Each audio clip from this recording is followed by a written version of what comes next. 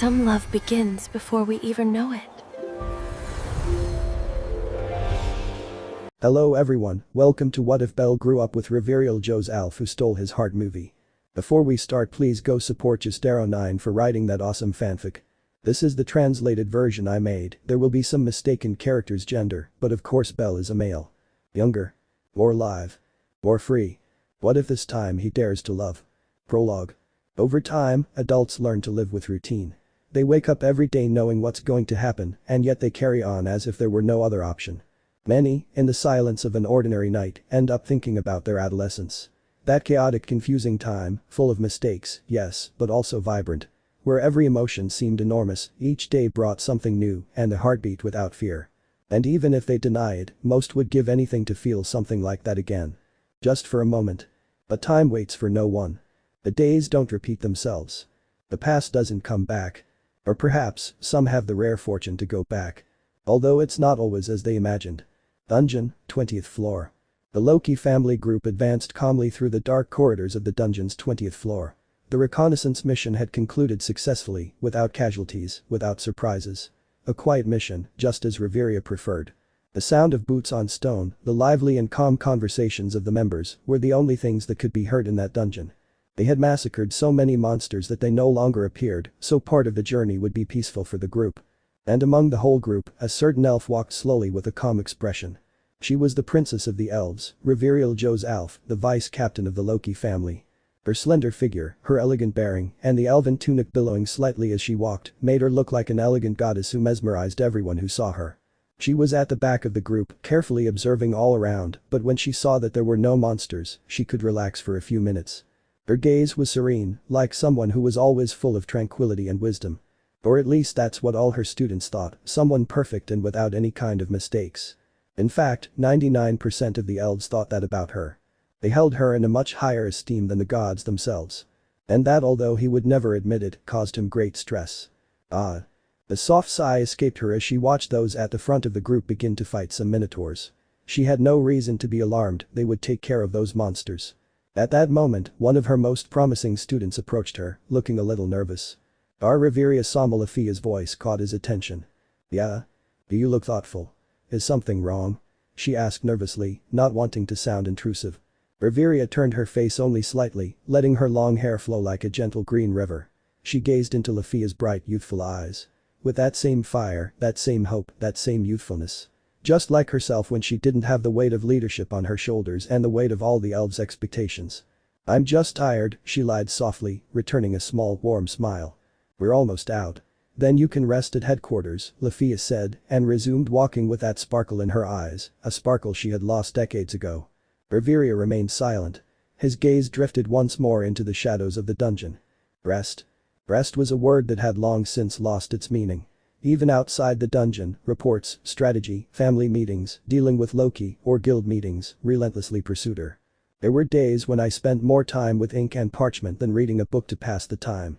And when it wasn't that, it was the fighting. Always duty. Always obligation. For a moment Riveria had forgotten what it felt like to be alive. Enjoy the little things. Because there was a time in his life that he missed with all his heart, a brief time, when he could sit on a tree branch, close his eyes, and simply let himself be carried away by the wind. A teenager with big dreams. She remembered when she hadn't yet joined the Loki familia. When she was just a young princess in the heart of the forest where she lived, a noblewoman with obligations, yes, but also with freedom. When she believed that one day she would find someone who wouldn't be intimidated by her name or her power, someone who would simply see her as another girl. In those times her father constantly scolded her, like one day when she escaped from the forest to take a walk, and on her way she met a pair of humans who had gotten lost and wanted to return to the path, and she kindly helped them. When his father found out that he interacted with humans, he went crazy and angry for associating with that filthy race. But Riveria did not remain silent. So what if they see me talking to humans? They were nice people, not dirty like you say. What if I say what I think? Is being honest wrong? That's how I thought back then. That's how I even spoke. Rebellious, stubborn, lively. Today his words were more calculated. Colder. Although she still had the same way of thinking, she had to keep up appearances much more since, whether she liked it or not, she was in the eyes of all the elves, the full weight of their gazes fell on her. Perhaps if he were young again he wouldn't care at all what others thought, but today, at almost 100 years old, he thought things through better and knew that the best thing was to behave. Do you remember when you hunted your first monster alone? A small voice sounded in her head, a small voice that came from within herself to remember old things from the past. It wasn't a tumor like the one Ace had. It was simply a voice she herself had created in her mind, distinct from her other thoughts that were focused only on her obligations. One that was only for nostalgia. A very slight smile formed on Riveria's face as she recalled that past event. She was about 20 years old. Barely a teenager, a child to the elves. That day he had disobeyed orders and gone to explore a clearing with goblins. He almost died when he encountered one, but he still fought with a dagger he had stolen from his family's armory. It was a long fight, but she won. Her father scolded her again for her great irresponsibility, saying that she had to set an example and so on, but she didn't listen to him. She only felt proud of her discovery. Kill a goblin. Now, he hunted monsters like someone signing papers. Without emotion. Without surprises. She never smiled again like that day when she couldn't help but jump for joy, as if she had won a tournament. She was so lively back then, so rebellious, and she did things without caring what people would say. You're fading away. The thought struck her like a dagger. He didn't like to admit it, but yes, there were days when he wished he could be 15 or 16 again. Not because of her beauty or anything like that, because she was still just as beautiful. But because of the lightness of her soul. Her carefree sunsets. Her peaceful dreams. To be able to laugh without feeling like she was shattering an image she had to maintain. Where she could be herself, where she dreamed of everything. Even with finding love. A sudden burst of laughter erupted in front of her. Belle and Tiona were arguing about who had killed more monsters. I swear. That minotaur was mine, you just came to finish him off. Ha. You say that because you didn't see how I blew his arm off before you showed up. Riveria couldn't help but smile, this time with a bit more sincerity. She envied that energy. That carefree attitude. Is something wrong, Riveria? Finn's soft voice reached her side. The leader observed her with his usual calmness, but with that gaze that seemed to analyze everything. Nothing serious. I was just thinking about how different everything was a few years ago, she whispered with a touch of melancholy. Nostalgia. A little, he replied without giving further details. Finn nodded understandingly. It happens to all of us eventually. But it also makes us wiser. And more boring. He whispered, watching as Tiona and Tyan argued with Bet. Finn let out a short laugh. Maybe. But in our case, being boring is what keeps everyone else alive. We're the example they all follow. Riveria looked ahead, where Lafia was still walking enthusiastically, where Tiona was playing with her weapon, as if it were a branch threatening the wolf, where Bet was huffing and puffing in annoyance. You know, Finn. Sometimes I wish I were her, she said, nodding at Lafia. Lafia? Yes. Not for any strange reason. But because she can still dream without reservations. Because she can love, laugh or cry without worrying about making herself look bad in front of others. Riveria, you can still do all that. She shook her head gently. Not in the same way. Finn remained silent. He understood. In his own way, he had felt it too. But there's still time, isn't there? He added with a half smile. Riveria didn't answer. She didn't want to talk about hope, not that afternoon. But a part of her, just a small part, wished that someone would come along someday and remind her how to live like she used to. Even if only for a few days. Even if it was just for one afternoon. At that moment, his eyes wandered a little further to the left of the group. They landed on a young man carrying a large backpack. She had hair as white as snow and eyes as red as blood. Besides having a calm and friendly smile. That boy was Belle Krenel, a recent member of the Loki family, who was chatting with Ace and surprisingly was getting her to talk, as the rock responded and said a few words from time to time. He had been with the family for about a month, he was a support for the moment, all the new ones always had that role, since being level 1 they couldn't do much in the explorations, Rawl started like that, and now he had his own group. Despite being a support staff member, Belle was not discouraged and accepted the position with a smile, saying that he would strive to be of use later on. He was a boy full of determination. He didn't seem like he would give up on his dreams just because someone made fun of him. It reminded her of herself in her teenage years. But that wasn't what attracted her most to him. What caught his attention was her white hair. Another small memory came to her when she was 15 or 16 years old and was arguing with her father. Tell me, Riveria. You don't want to marry any of your suitors. What is it you want? Someone with white hair, if I find someone like that I'll get married. At that time she said it because she knew that white-haired elves were very rare, they almost didn't exist, and as was obvious her father didn't find anyone like that, being able to get out of the marriage, since he couldn't force her with someone she didn't want. But she didn't just drop that hair color off the cuff. The truth is, boys with that hair color had always caught her attention because of the countless illustrated books she'd read. When she was a teenager, she thought they were cute. Like princes who would come to save her from her prison. It could be said that she had a certain fondness for someone with that type of hair, since today, at 99 years old, that fondness was still deep within her, not like when she was a teenager, but it was still there. And curiously, decades later that boy appeared in his family, identical to how he always imagined him as a young man, only without the elf ears. Riveria wanted to laugh a little on the day she presented herself because of how funny she found everything.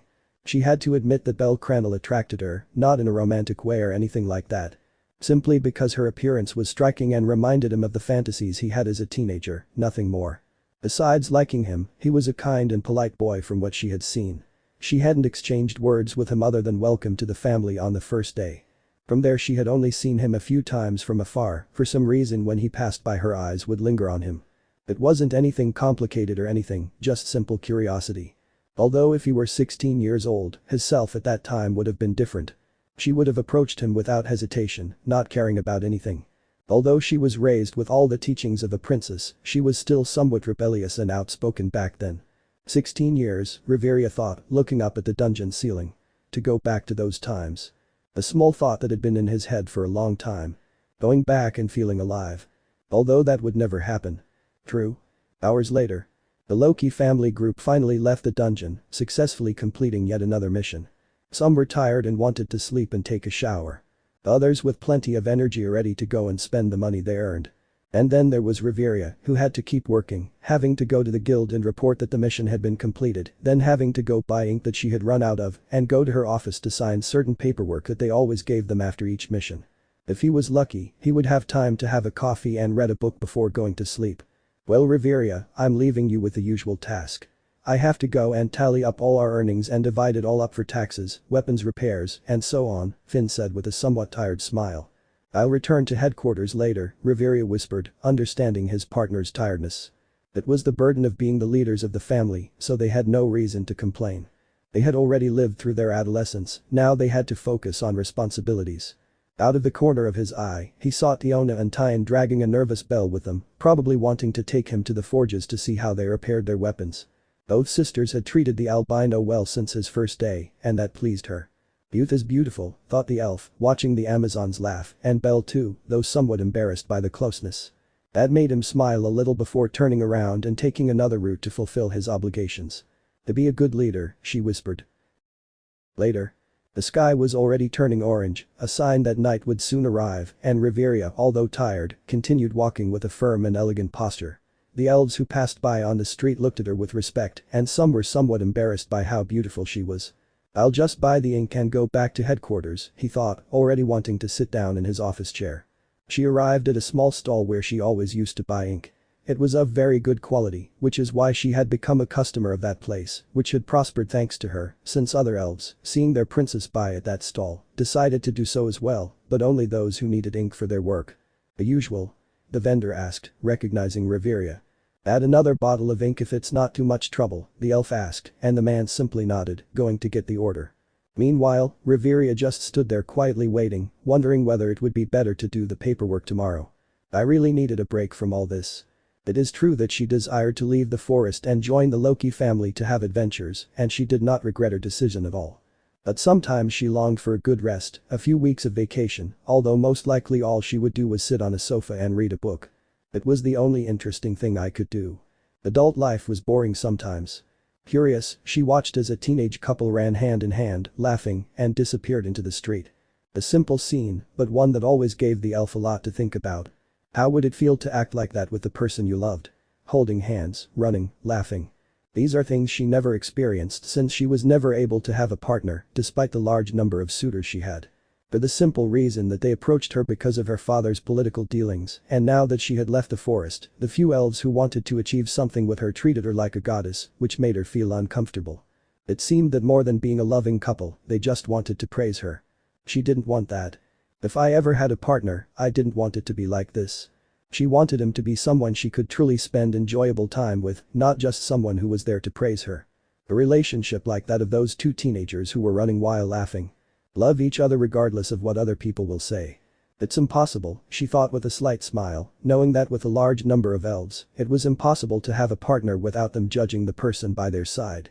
A decade ago I had accepted having a solitary life. It was the best. And with those thoughts, Riveria turned his attention back to the stall, waiting for the owner to return. Although he realized something then. There was an old woman beside her watching her with a smile. Can I help you with anything?" Riveria asked curiously. The old woman did not answer. She simply raised her hand, which had a pink powder in its palm. And before Riveria could say anything else, the old woman blew, causing the pink dust to fall on the elf's face, who had to close her eyes. Riveria took a step back, brushing the pink dust from her face with one hand. She blinked several times, and although she felt nothing unusual, her brow furrowed slightly with a hint of annoyance. "What was that?" he asked in a serious tone, although his voice remained calm as he tried to control himself while gripping his staff and preparing to fight if necessary. She couldn't be trusted even if she was an old woman. With so much magic, she could be some enemy in disguise. "It was a mistake to let my guard down. Being tired of the mission was no excuse, as a first class I always had to be alert." And now that pink powder had fallen on her face and she didn't even know what it was. He turned to look at the old woman and was a little surprised to see her expression. He looked at her with a peaceful expression, his eyes slightly narrowed by the wrinkles of age, and a serene smile that didn't seem to have even a hint of malice. I didn't sense a trace of hostility from her. In fact, I didn't sense any ill intentions whatsoever. It was strange. "A small blessing," the old woman said softly. "You said it was impossible, but sometimes, the impossible just needs a little push." Riveria narrowed her eyes, maintaining her composure as she wiped her face with the sleeve of her robe. "What are you talking about? Are you playing with me?" he asked coldly, without raising his voice, but with an authority that could make even a monster back down. "Oh no, my child," the old woman replied, still with that gentle smile. "I'm only fulfilling a wish. You thought it yourself, didn't you? I wish I could have my youth back. You said it from the heart." The elf opened her eyes in surprise upon hearing those words. How did that old woman know what he had been thinking? She never said it out loud. "How does she know that?" Riveria whispered, taking a step back. "How did she know what I was thinking?" "Sometimes, the quietest thoughts are the ones that most long to be heard," the woman replied. "You have a beautiful soul, but it's so weary. I just wanted to help you remember what it feels like to be alive." Riveria looked at the old woman with some discomfort. For some reason, she felt that the woman could read her deepest desires, and that made her nervous. "Who are you?" The old woman simply began to walk away, her gait slow but surprisingly firm for someone her age. She stopped a few steps further on, without turning around, and raised a hand in farewell. "Enjoy the wind, little princess," he whispered, his voice seeming to fade into the air. "When you open your eyes, you'll know what to do." And without another word, he turned a corner and disappeared. Riveria quickly walked towards that corner, but when she looked there was no trace of the old woman. She had disappeared. That confused her a lot and she walked slowly back to the stall. Riveria stood there, completely bewildered. Everything about her screamed that it had all been madness, the work of a delusional old woman, perhaps some street magician with a sense of humor. But then, she felt something. A gentle tingling, as if a warm energy were coursing through her skin from within. She closed her eyes for a moment, placing a hand on her chest. "It's just tiredness," he told himself. Just tiredness. But something didn't add up in his mind. The dust. The words. That strange feeling. And above all his own desire. The whole incident was completely strange. For a moment he thought the powder was some kind of poison, but for the moment he was completely normal. Maybe he was right and she was just a slightly crazy street magician. Riveria shook her head slightly, regaining her composure. The vendor returned at that moment with her order, oblivious to everything that had just happened. "Here you are, Riveria-sama. 2 bottles of ink, as you requested." "Thank you," she said, taking the jars with elegant hands, but her mind was still wandering over what had happened. He walked a few steps, looking up at the sky already tinged with orange. What was all that about? Loki family headquarters. Evening. The lights of Aurario already illuminated the streets like magical fireflies in the distance when Riveria finally crossed the main entrance of the Loki Familia headquarters. The place was relatively calm.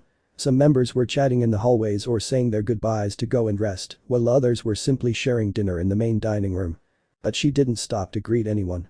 She barely acknowledged those who greeted her with a polite gesture before striding confidently up the stairs, heading straight for the second-floor corridors where the leader's private quarters were located. Her robe billowed gently, elegant as ever, but her thoughts remained clouded by the strange encounter with the old woman. "When you open your eyes, you'll know what to do." That phrase kept repeating in her mind. She didn't feel fear, but rather a growing unease. as if something inside her was changing. As if something invisible and inevitable were gently brushing against her with every step she took.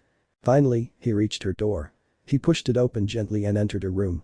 The room was elegant, spacious and tidy, decorated with a classic elven touch, light wood furniture, forest green curtains, shelves full of books, a crystal lamp on the bedside table, and a small work table with scrolls neatly stacked. Everything as usual. Everything is so routine. Riveria closed the door behind her with a long, deep sigh.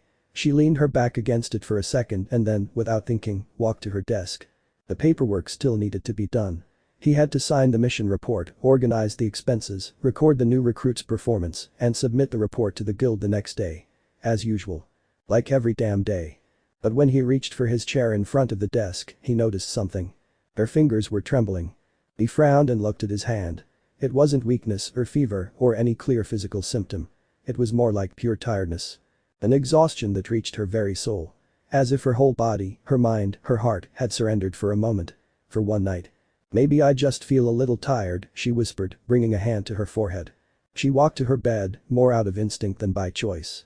She sat on the bed with a sigh to relax a little, hoping to get up immediately. She would just let out a long sigh, then stand up and do some paperwork. But when she tried, she couldn't. It was as if the soft mattress didn't want to let her go. The pleasant warmth slid down his back. The feeling she hadn't experienced in years. The desire to stay still. Just to be there, at peace. Without giving explanations. Without maintaining an image. Just being herself. She felt so at peace, so relaxed, as if she were floating in the air. For a moment he couldn't help but remember what a book said about the symptoms felt by a person who consumed a certain rare herb. The feeling was similar to that of that book. Was I drugged? Riveria rested both elbows on her knees, rubbed her eyes lightly, and sighed again. "I'll just close my eyes for a moment," she murmured to herself. She lowered herself back slowly, her body settling onto the soft surface of the mattress. Her head touched the pillow, soft and cool. She closed her eyes. Her eyelashes fluttered once. "I was only going to close my eyes for about 10 minutes. As a first-class adventurer, she could control all of that, even the moment she woke up. But the moment he closed his eyes. The world seemed to stop. 1 second, just 1 second. Silence filled the room. And then. Riveria fell into a deep sleep in less than 5 seconds. Unintentionally. Without planning it. Without resisting. The elf princess, the ever-steadfast vice-captain, for the first time in a long time allowed herself to fall into a deep sleep. One where I completely disconnect all my senses.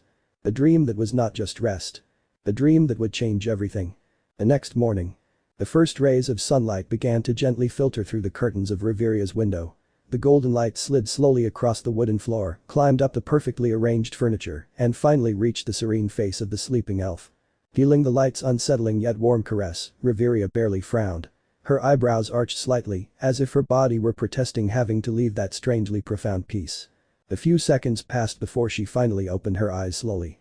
Her gaze, normally sharp and serene, took a while to fully focus. She blinked a couple of times, and for the first time in a long time, she felt no rush to get up immediately. An almost magical calm had settled in her chest. She felt as if she had slept for years, as if the invisible weight of her days had finally dissipated during the night. He let out a soft sound of satisfaction as he stretched out completely, raising both arms upwards and pointing his fingers to the heavens, while slightly arching his back, as if his body itself was celebrating having woken up without pressure, without pending matters. Such a simple action. But it was something he hadn't done for decades. And for some reason, that morning he did it. Without thinking, without pretending, without holding back. "I slept so well," she whispered lazily. Her tone was much softer than usual, almost sing-song, and she didn't even notice it right away. She sat down slowly on the edge of the bed, letting her feet touch the cold stone floor as she let out a small yawn which she covered with the back of her hand. The yawn was followed by another sigh of relief. But something felt strange. It wasn't just the tranquility. It was something physical. He said, tilting his head slightly confused. She glanced down and frowned, noticing that her adventurer's robes, the same ones she'd worn the night before, seemed to hang looser. The fabric draped slightly over one shoulder and the sleeves appeared a bit longer. Not too much, but enough to be noticeable. She stood up slowly, and that's when the feeling hit her most clearly. His height was a little shorter, it wasn't a huge amount, but I could tell the difference. "Huh?" he murmured, raising both hands in front of him, turning them, observing the lines of his palms, his fingers they were thinner, more agile, as if the years of writing and signing endless documents had left no trace on them. She frowned, more worried than alarmed, and began walking briskly and barefoot toward the enormous mirror that adorned one of the walls of her room. Her movements were fluid, but she noticed that even her step was lighter. Almost joyful. The mirror greeted her with an image that, for a second, she did not recognize. It stopped dead in its tracks. Her breath caught in her throat. And silently, her eyes opened wide. Huh? Her lips could barely form the sound. It was pure astonishment. Before her, reflected with perfect clarity, was her own figure. But not the figure she knew. Not the Riveria who had led wars, who had borne the weight of duty and the expectations of others for almost a century. No. The one looking at her from the other side of the mirror was a young Riveria. But the smooth, soft face, without the slightest sign of exhaustion. Her cheeks were barely rounder, her expression softer, more innocent, and her green eyes shone with an intensity unseen for years. Even her usual rigid posture was gone. She looked freer, even in the way her hair fell loosely, less restrained. It was her. But she was 16 or 17 years old. The princess of the forest. The rebellious princess who argued with her father without fear. The girl who escaped through the window to feel the wind on her face. The one who dreamed of a future full of love, epic battles, and freedom. Riveria couldn't help but take a step forward. She leaned forward slightly and brought both hands to her face, touching her cheeks, her lips, her pointed ears. Confirming, again and again, that what she saw was not an illusion. It wasn't just a dream. I could feel the smooth skin, the supple muscles of a youth I no longer had, or that, somehow, I had recovered. It wasn't that she was an old woman, since in human years she was around 30 or more years old. But even so, the enormous difference was noticeable. Her lips parted slightly. Her hands trembled a little. He remained motionless for several seconds, absorbing every line of his reflection. And then, the memory of the old woman returned like a blow of reality. You thought it yourself, didn't you? I wish I could have that youth back. You said it from the heart. Riveria paled slightly. Her mind immediately put the pieces together. The dust. The words. The strange energy she had felt. It wasn't a game. It wasn't a delusion brought on by exhaustion. That powder, she whispered. It wasn't normal. She remembered his voice. Enjoy the wind, little princess. His heart began to beat faster. She wasn't dreaming, that much was clear. She was still in her room, her bed, her books, her mirror, everything was the same. Everything except her. And the more he analyzed what was happening, the more he began to understand the magnitude of what he was experiencing. He hadn't traveled through time. It wasn't an illusion. It was real. His body, his mind were going back. And not only that, perhaps it was his soul that did it. His way of seeing the world. Perhaps, finally. She was alive again. Riveria, still silent, looked at his reflection again. A trembling smile appeared on her lips. A mixture of awe, fear and excitement. As if the young elf from the past were emerging. Emotions that she hadn't allowed herself to feel so strongly for a long time. And at that moment, without fully realizing it yet, he understood something. Things in the Loki family were about to change. Drastically. End of prologue. Chapter 1. A teenager. The powerful kick to the testicles. That was what Belle received as a surprise gift that morning. A precise, brutal, devastating impact. The force of the blow doubled him over, sending him to his knees with his eyes wide open as a sharp rabbit squeal escaped his throat. Ah. Ups. A soft sound escaped the culprit's lips. It was almost a whisper of regret, mixed with a nervous laugh as she raised her hand in apology. Tiona Hiryut, the lively and fiery Amazon, smiled like a child who had just broken a vase. Her eyes darted from side to side, careful not to make direct eye contact with the victim of her fighting frenzy. It was an accident, I swear, he added, raising his hands. Beside her, Tyne simply put a hand to her face in a gesture of utter disappointment. She let out a long sigh that made it clear this wasn't the first time her sister had committed such a terrible act. Seriously, Tiona? She snorted, looking at Belle, who was writhing on the ground as if he were living his worst nightmare. A kick there? Who does that during training? I didn't mean to. It was an accident. I was going to kick his leg. Tiona defended herself as she crouched down a little, watching with growing guilt as Belle shrank into himself. Well, you failed and ruined his morning, Tyne remarked sarcastically. And his offspring. Belle. Are you alright? Tiona asked urgently, moving a little closer. She extended a hand as if she could do something with it, as if she could heal him just by touching him. But Belle didn't respond with words. He only let out a soft, muffled whimper as he pressed his legs against his body, as if he wanted to protect what remained of his dignity and his offspring. Well? You just kicked him in the balls, Tyne said, frowning. The pain he must be feeling is enormous. Ah. Belle let out another sound of pure agony. Thoughts raced through his mind. Why? Why did I go near the yard today? Why did I trust them? Why didn't I listen to my instincts that told me to run away? What do we do? Tiona asked quietly, turning to her sister as if she had a magical plan to fix the balls. Tyne crossed her arms, lost in thought. We could, I don't know, maybe give her a massage in that area to see if it relieves her a little. She said in a low voice, bringing a finger to her chin with feigned innocence. Tiona looked at her with wide eyes. You're tempting me, you're tempting me. She replied with a smile, raising her eyebrows. Do you think that will cure it? We've got nothing to lose by trying, Tyne said, shrugging. Although she might report us. The FFT, I don't think he will. Belle is too cute to get mad at us, Tiona said softly with a small smile. But just as they were agreeing on this peculiar treatment, Belle, as best she could, slowly sat up. Her face was pale, her body still trembling. Her hands shook as she leaned onto one knee, like a wounded warrior on the battlefield who refuses to surrender. Ah. She managed to sit on the floor with her legs crossed, breathing with difficulty. Ah, he's alive. Exclaimed Tyne mockingly. Belle. Are you okay? Tiona repeated, this time genuinely worried, moving closer. The young man raised a hand with effort, trembling, as if it were the last thing he would do in his life. His fingers shook and then he extended his thumb upward. Be perfect, he said in a weak voice, forcing a smile that looked more like a grimace of pain. Silence. The two sisters watched him for a few seconds. He's got guts, Tyne murmured, knowing that not just anyone could withstand a kick of that magnitude. He had earned their respect. Sorry Belle, Tiona apologized, clasping her hands together. Sometimes I forget you're level 1 and attack without restraint. I didn't mean to hurt you like that. Don't worry besides, I was the one who asked them to train, he whispered, feeling the pain subside a little. Thanks to this, I doubt any other kind of kick will hurt me in a fight I've already endured the most pain. I already knew that, all this is part of my endurance training, Tiona said with a proud smile, while her older sister shook her head, knowing it was a lie. Somehow Belle had grown close to both sisters, perhaps because of all the family members, they were the easiest for him to talk to. Perhaps because of their easygoing personalities. At that moment, Tiona curiously looked towards the headquarters, as did Tyne and Belle. They saw a group of elves walking briskly through the second-floor hallways, noticing that they had expressions of astonishment, and one or two smiled, unable to believe it, while murmuring things.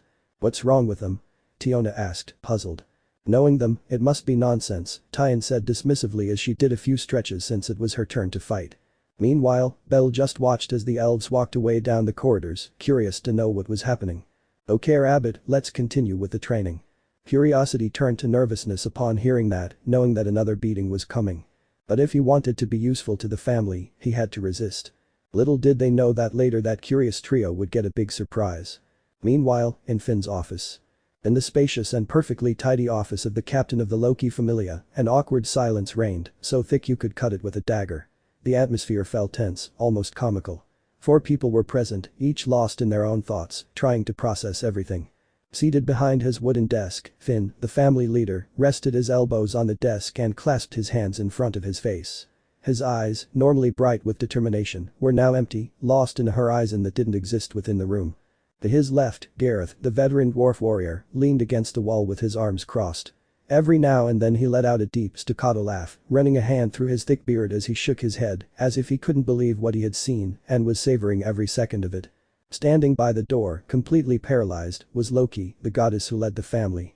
Her eyes were fixed with absurd intensity on the figure sitting calmly on the office sofa. It seemed as if a part of her had detached from reality. Her mouth was slightly open, her breathing irregular. Everything indicated a mental breakdown. And finally, sitting on the office sofa, calmly drinking a cup of tea as if nothing had happened, was Riveria Ljos Alf. Or at least that's what they wanted to believe. Because she was no longer the majestic, mature elf with an imposing presence and a gaze that commanded respect. No. Now she was a young teenager, with a softer face. Her long green hair still reached her waist, but her figure had drastically rejuvenated. The elegance was still there, but it had a different air, almost mysterious and perhaps more dangerous because of its unpredictability. Her eyes reflecting more innocence and so on.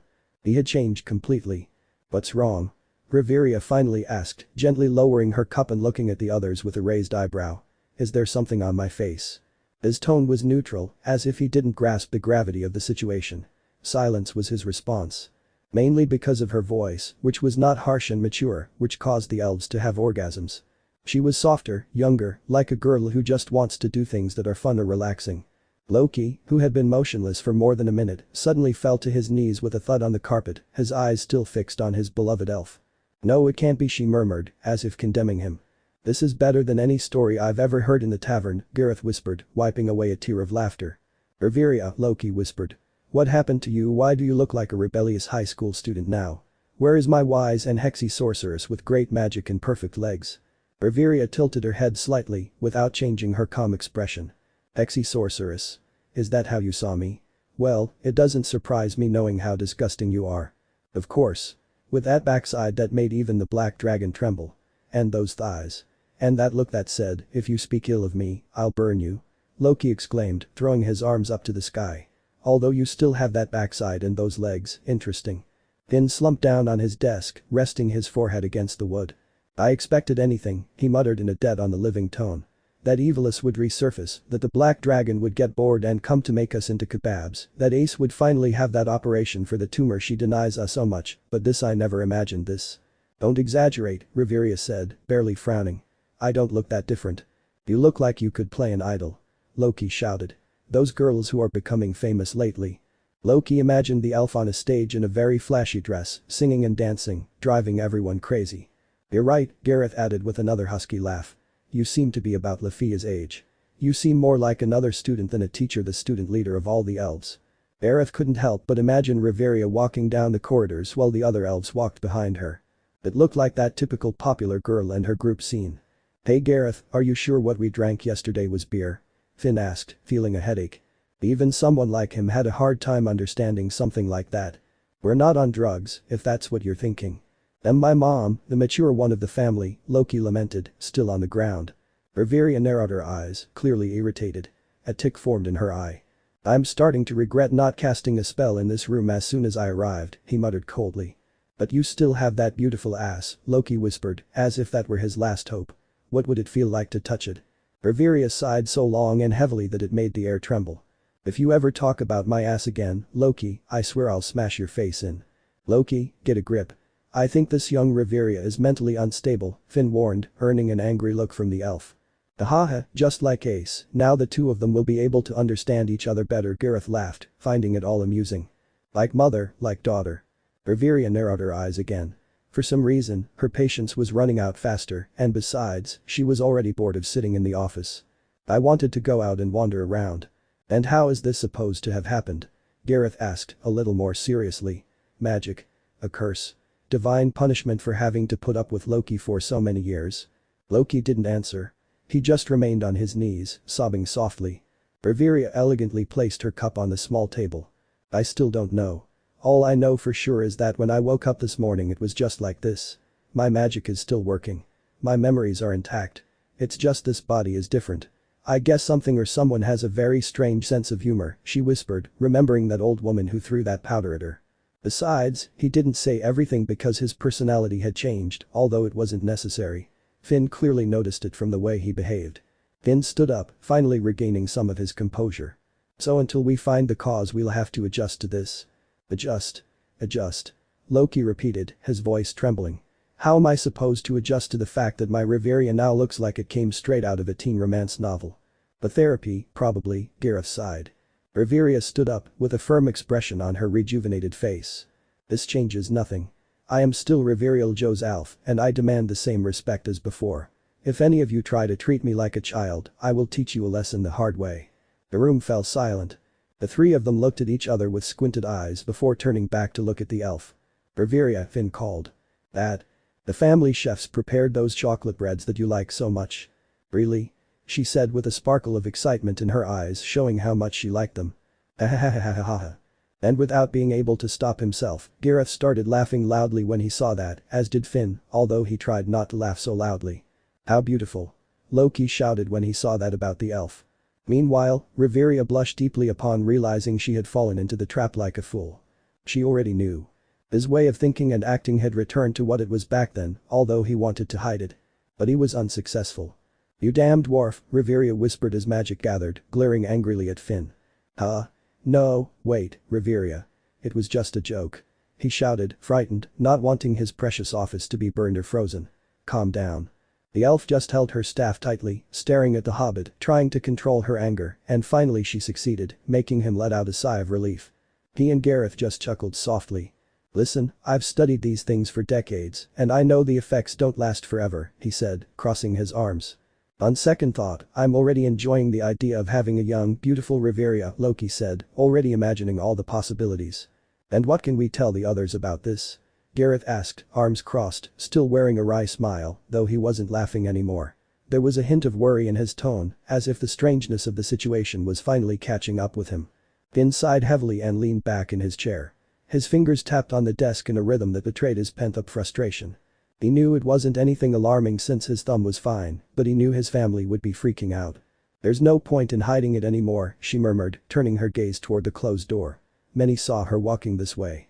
Besides, all the elves are on the other side of the door. Loki murmured, blinking in confusion. Curious, she got up from where she was and crept towards the door. She pressed her ear to it for a second, squinted, and with a swift movement flung it open. Immediately, a dozen female bodies fell to the floor in a disordered pile. The sound of the fall echoed through the office like a cascade of books falling from a shelf. Hey. Elifia, you're crushing me. Whispered a minor elf as she tried to free herself from the avalanche of legs and arms. Riveria merely raised an eyebrow, observing the scene with a stern expression as she calmly crossed her arms. Her gaze held the authority she still possessed despite her new, more youthful appearance. What have I told you about eavesdropping? She asked in a tone that wasn't loud, but firm enough to make them all freeze, surprised by her teenage tone. Riveria Sama, murmured Lafia, who was at the top of the small chaos. Her face showed a mixture of astonishment, guilt, and a slight blush she couldn't hide. She couldn't stop staring at the softer, more youthful features of her mentor, who looked almost like a classmate, instead of the wise and serene elf she had admired all her life.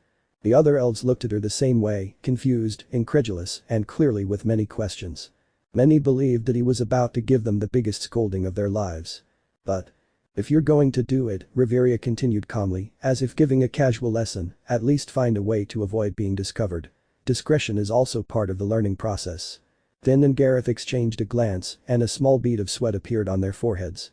Their tone was the same, but that phrase wasn't something the elf would say, at least not the adult one. The maturity was still there, but now it had a more relaxed, more direct, more rebellious air, and something childlike when remembering how excited he was about the chocolate breads. We're so sorry. The elves cried in unison, before scrambling to their feet, tripping over each other as they fled the office in a clumsy and desperate rush. Some of them bumped into door frames in their hurried escape. Once they left, silence returned to the room. Finn ran a hand over his face, clearly exhausted. He settled back into his seat and rested both arms on the desk, shaking his head slightly. Well, I suppose there's nothing we can do for now but wait and see how this develops. We'll discuss this in more detail tonight, he stated resignedly.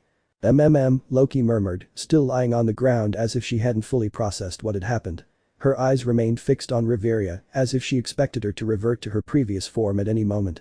And the elf had an expression that said she wanted to leave that place, as if she didn't like being locked up in an office for so long. Then Finn had an idea. From what Riveria had shown, it seemed that she had changed her personality.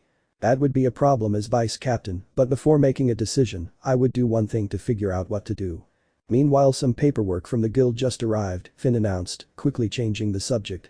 He pulled a stack of forms from the drawer and placed them on the desk, narrowing his eyes at the elf, already anticipating her response. This is your part to review and authorize, as always, Riveria. Riveria slowly turned his face, observing the thick bundle of documents. Then he looked directly at Finn with a blank expression. No. Loki jumped up from the ground, his eyes wide open. He exclaimed. What do you mean, no? I'm tired of doing paperwork, Riveria said bluntly, without a trace of guilt in her voice. I'll do it later or maybe tomorrow, I'm not sure. In the past, she even ran away from the tutors her father hired because she was overwhelmed with so much studying just like now. Finn simply watched her. It wasn't the kind of response Riveria usually gave, but there was something in her voice, a quiet honesty. As if, for the first time, she didn't feel the pressure to be perfect. Rebel, Loki whispered, almost voiceless, putting his hands to his head. She's a rebellious teenager. I'm tired, Riveria repeated as she slowly stood up. Her tone remained calm, but her eyes avoided eye contact with the others, as if she didn't want to show that something else was bothering her. We'll talk later. And so, without waiting for answers or permission, she left the office. Her steps were soft, but determined. When she closed the door behind her, silence filled the place again for the second time in just a few minutes. Finn sighed long and deep. I think we should cancel this afternoon's meeting with the guild, he said resignedly, looking at the ceiling. This is going to need some adjustments. Aerith nodded silently, while Loki remained frozen in her corner, as if the world had just changed before her eyes. And, in part, that was the case. "This is going to be a disaster," he muttered. "And it's only the first day," Gareth added, his smile fading, his tone now more serious. "What do you plan to do?" Finn didn't respond immediately. His gaze followed the direction Riveria had gone. "Based on what he's shown of his personality," Finn said quietly to Gareth, "I think I'll have to ask you to temporarily take over as vice captain while this gets sorted out." Gareth nodded slightly, understanding the situation without needing further explanation. "Teenage Riveria, I never imagined something like this," Loki whispered, sitting on the floor, still hugging her knees. Her voice was low, almost lost in her own thoughts. "And for some reason, Riveria doesn't seem bothered by this change, and I highly doubt it's just because of her personality." Finn barely turned his face to look at her. There was thought in his eyes. "You may be right," he finally admitted, his voice deeper, as if he too were beginning to grasp the magnitude of what they were witnessing. Not only did his body change, but also that rigidity he always carried. As if now he could breathe a little. "Even so," Gareth said, glancing at the closed door, "that doesn't mean she isn't scared. Riveria isn't someone who accepts change easily, especially one that leaves her so vulnerable." "She's not showing it, at least not openly," Finn sighed, running his fingers over his temples. "But I saw how she avoided our gaze at the end. That's not something she usually does."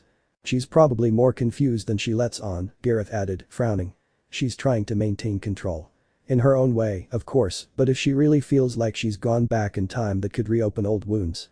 Loki lowered his head, his mocking smile and overflowing energy completely absent. "Do you think in some way, this will give her a second chance?" he asked. "I know her adolescence was very strict. Perhaps this will be a good change for her." Finn didn't respond immediately. He just nodded once, slowly, and then stood up, walking toward the window. Outside, in the gardens, she saw some elves walking briskly, clearly discussing what had just happened. Some looked confused, others excited. And one in particular, Lafia, had stopped alone in a corner of the courtyard, both hands on her chest. "Whatever this is," Finn murmured as he watched her. "Riveria will have to face it in her own way, and we must support her without making her feel weak." "A difficult task, given that it's her," Gareth joked, crossing his arms firmly. "But yes, you're right." "And you," Finn added, glancing at Loki over his shoulder, "control yourself. The last time you tried to hug her without warning, you almost lost a tooth."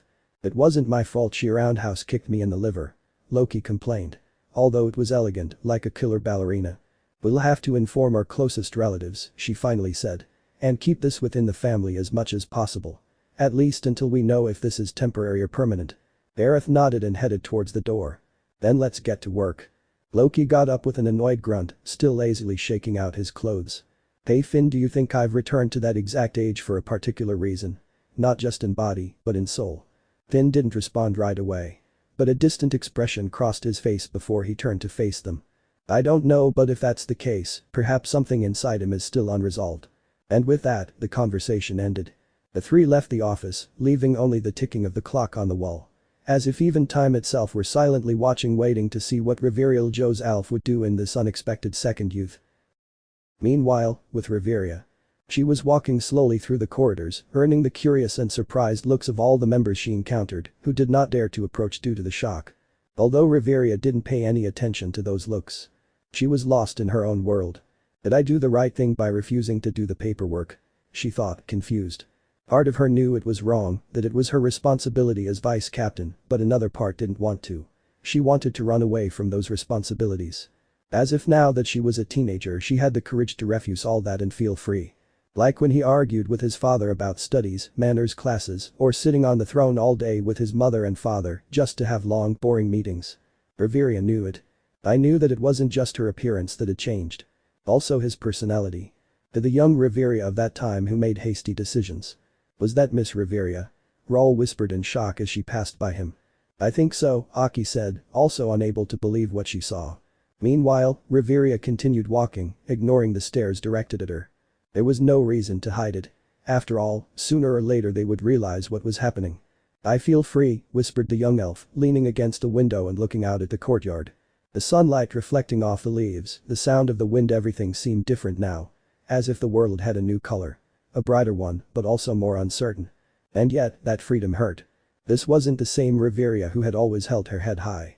The one who spoke with a firm voice in meetings, who faced monsters and decisions with the same composure. This was someone else. Why now? She wondered, looking down at the ground as if searching for an answer. Just now that I had accepted my place, that I had finally made peace with who I am. And yet. Part of her was happy. A childlike, impatient happiness, as if she longed to explore everything with this new way of seeing things. "It's like breathing again," she whispered, closing her eyes for a moment. Remembering home. Not the cold palace of endless meetings, but the forest where she sometimes secretly escaped to practice her magic. Where she laughed without fear of being scolded by her father, where she cried because she couldn't be like the other elven girls who went shopping, got excited about a dance, or took walks together enjoying the day. All while she was forced to be locked up in the palace fulfilling her duties. Is fate giving me another chance? He wondered, still with his eyes closed. Or is it simply reminding me of what I sacrificed? At that moment, a group of adventurers passed by in the corridor behind her. Their voices were low, but still audible. "That's right, the vice captain became a teenager." "Yes. He's like 16, 17 years old. And now who will be in charge of high-rank missions?" "Don't know. Ugh, seeing her at my age makes me nervous. She's so cute." Riveria opened her eyes and took a deep breath. It wasn't anger she felt upon hearing them.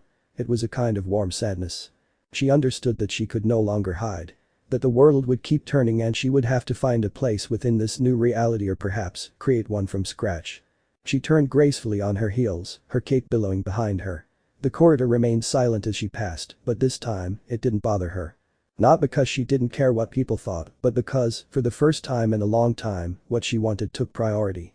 But before walking, he saw a curious scene in the courtyard. Two Amazons beating up a poor rabbit. Now being the same age as the three of them. Riveria's eyes were fixed on him, on his eyes and his white hair. And he felt something strange. Like the desire to want to get closer to them. To live again. Belle fell to his knees after such intense training, while the Amazon sisters looked at him with doubt. "Hey Belle, I like that you're so determined and all, but are you sure you can keep up with us?" Tyne asked, raising an eyebrow. "I'm supposed to be training you, shouldn't you match your strength to mine?" Belle asked, wincing in pain. The two sisters looked at each other when asked that question, then smiled. Nah. Well, he couldn't complain since he himself asked them to train. Both Amazons laughed with amusement, making it clear that they had no intention of taking their training with him lightly. Fiona stretched her arms upwards as she said enthusiastically. "If you want to become strong, you have to be able to survive our sessions." Belle groaned as she tried to sit up, her arms trembling with the effort. Her body was covered in scratches and bruises, but her eyes still shone with that determined light that had impressed the two Amazons from the start. "Why yes, understood," he gasped, swaying to his feet. I won't give up, I want to reach his level someday." Tyne watched him silently for a moment. Even though she sometimes teased him, she couldn't help but feel respect for his persistence, for his stubbornness. Very few boys in Riveria would have lasted more than one round with him. And Belle had already gone through several. Now that she realized it, that sounded strange. "TSK, you're so stubborn," he muttered, though with a slight smile. Fiona, for her part, smiled broadly and placed her hands on her waist. "Then stand up, White Rabbit. The next round starts now." Belle almost fell to the ground again from the shock, but before he could say anything, a soft voice was heard in the place. "Excuse me." The two Amazons quickly turned their heads in the direction of the voice, as did Belle. And then they saw her. About 2 meters away stood Riveria, watching them with an expression that wasn't cold or distant as it often seemed, but rather curious. There was a strange gleam in her eyes, one she didn't usually have. Her green hair swayed in the breeze, and her posture was no longer as firm as before. It was more relaxed. Riveria, Tyne murmured with a mixture of surprise. "Is that you?" "It can't be, what on earth happened?" Fiona murmured. "Did he turn young again? Is it an illusion? Magic? What the hell?" But Riveria didn't respond. She just remained silent, gazing at the trio, her eyes especially on Belle. And Belle was also watching her in shock, both making eye contact. "What are you doing?" I asked in that youthful, curious tone. And it was at that moment that it all began. His new life. Just like any other teenager in the family. End of chapter. Chapter 2. Smile. What are they doing? It was the question Riveria asked, with a mixture of discomfort and curiosity, upon seeing the trio of friends standing before her. Her voice sounded serious, as always, but with a softer touch, as if she weren't entirely sure whether to approach them. Belle, Fiona and Tyne just stood there in silence, staring at the elf, who gradually became more nervous, clutching her staff. For a moment she felt like she was a child and tried for the first time to interact with elves her own age. I ended up being afraid of him when I found out who he was. The three of them looked at each other in shock, not believing what they were seeing. It was unbelievable. Are you watching it, Tiona? Tyan asked without taking her eyes off it. I'm watching her, daughter, Tyan, her sister replied, with a mixture of amazement and doubt. They are. At that moment, Belle let out a cry of pain as he felt Tyan pinch his shoulder hard. Why was that? He shouted in pain. I wanted to make sure this wasn't a dream, Tyan whispered, still unable to believe it. Quickly, both Amazons began to walk around Riveria as if they were analyzing her, while Belle sat on the ground, curious but in pain. The elf could only watch as both Amazons stared at her with perplexed expressions. It was more than obvious that it would be a total shock for the whole family. I can't believe it, Tyan whispered, stopping in front of her, as if she had just solved a great mystery. What can't you believe? Tiona asked, looking at her sister with narrowed eyes, still trying to put the pieces together in her head. Riveria Tyan clutched her hair, as if what she was about to say was too shocking to keep inside. Riveria had a secret daughter. What? A twitch appeared in Riveria's eye for some reason upon hearing that. No, you idiot. She shouted angrily, raising her staff and hitting Tyan hard on the head with it, causing her to fall to the ground sitting down. Ow. He groaned in pain, feeling a bump form on his head. Elle couldn't help but laugh at that, finding it somewhat satisfying after the beating he had received. She's not his daughter. Tyan shouted, jumping to her feet again. Riveria would never raise such a violent daughter. But Ace, Tiona whispered thoughtfully. Ace has an incurable tumor, Tyan replied seriously, frowning. This is different. They both turned in unison towards the mysterious figure in front of them. Who are you really? Tyan asked in a firm voice, taking a defensive stance. I am Riveria, the elf replied, crossing her arms, her face hardened by the offense. What part don't you understand? You're lying. Tyan blurted out, pointing her finger at her. You're too young to be the mother of the family. Where's that air of maturity that always surrounded you? Perhaps she's a Riveria-obsessed fan who dressed up like her, Tiona suggested quietly, her eyes squinting as she analyzed the details of the outfit and posture. Well, he's got talent, that's for sure, Belle murmured, still sitting, very intrigued. Even his voice sounds the same almost. It's me. Riveria shouted, on the verge of collapse, raising his staff again as the veins in his forehead throbbed with frustration. Aha! Riveria would never raise her voice like that. It doesn't suit her. Tyan exclaimed, pointing at her as if she had unmasked an impostor. Her body was already tense as if she were expecting a fight. Quick, Tiona. We have to immobilize her to see who's behind that mask. Yes. Tiona replied with pure excitement, waving her arms with an overly enthusiastic smile. We took off his clothes too, just in case he's wearing a costume. What? What do you mean, clothes? Riveria shouted, taking a step back, completely red with embarrassment and anger. Don't you dare touch me, you sick apes. Both sisters were about to fight, and Riveria had a tick, losing her patience even more, ready to fight as well. His mature personality had definitely been forgotten. But before anything else happened. Hey. The Amazon stopped when they heard Loki's voice from the second floor. What do you want, Loki? We're about to take down this impostor. We're going to kick him off the ship. Do not harm the precious elf before you. That elf is Riveria, whether you believe it or not. Hey? Both Amazons, as well as Belle, turned to look at Riveria, not believing what they heard, while she frowned. Riveria? Don't joke around, Loki, she looks about our age. Tyan shouted, not believing the story. Yes. It's very small. Stop calling me that. Loki was simply amused by Riveria's reaction before continuing to explain. I don't know what happened, but Riveria has reverted to her teenage self again.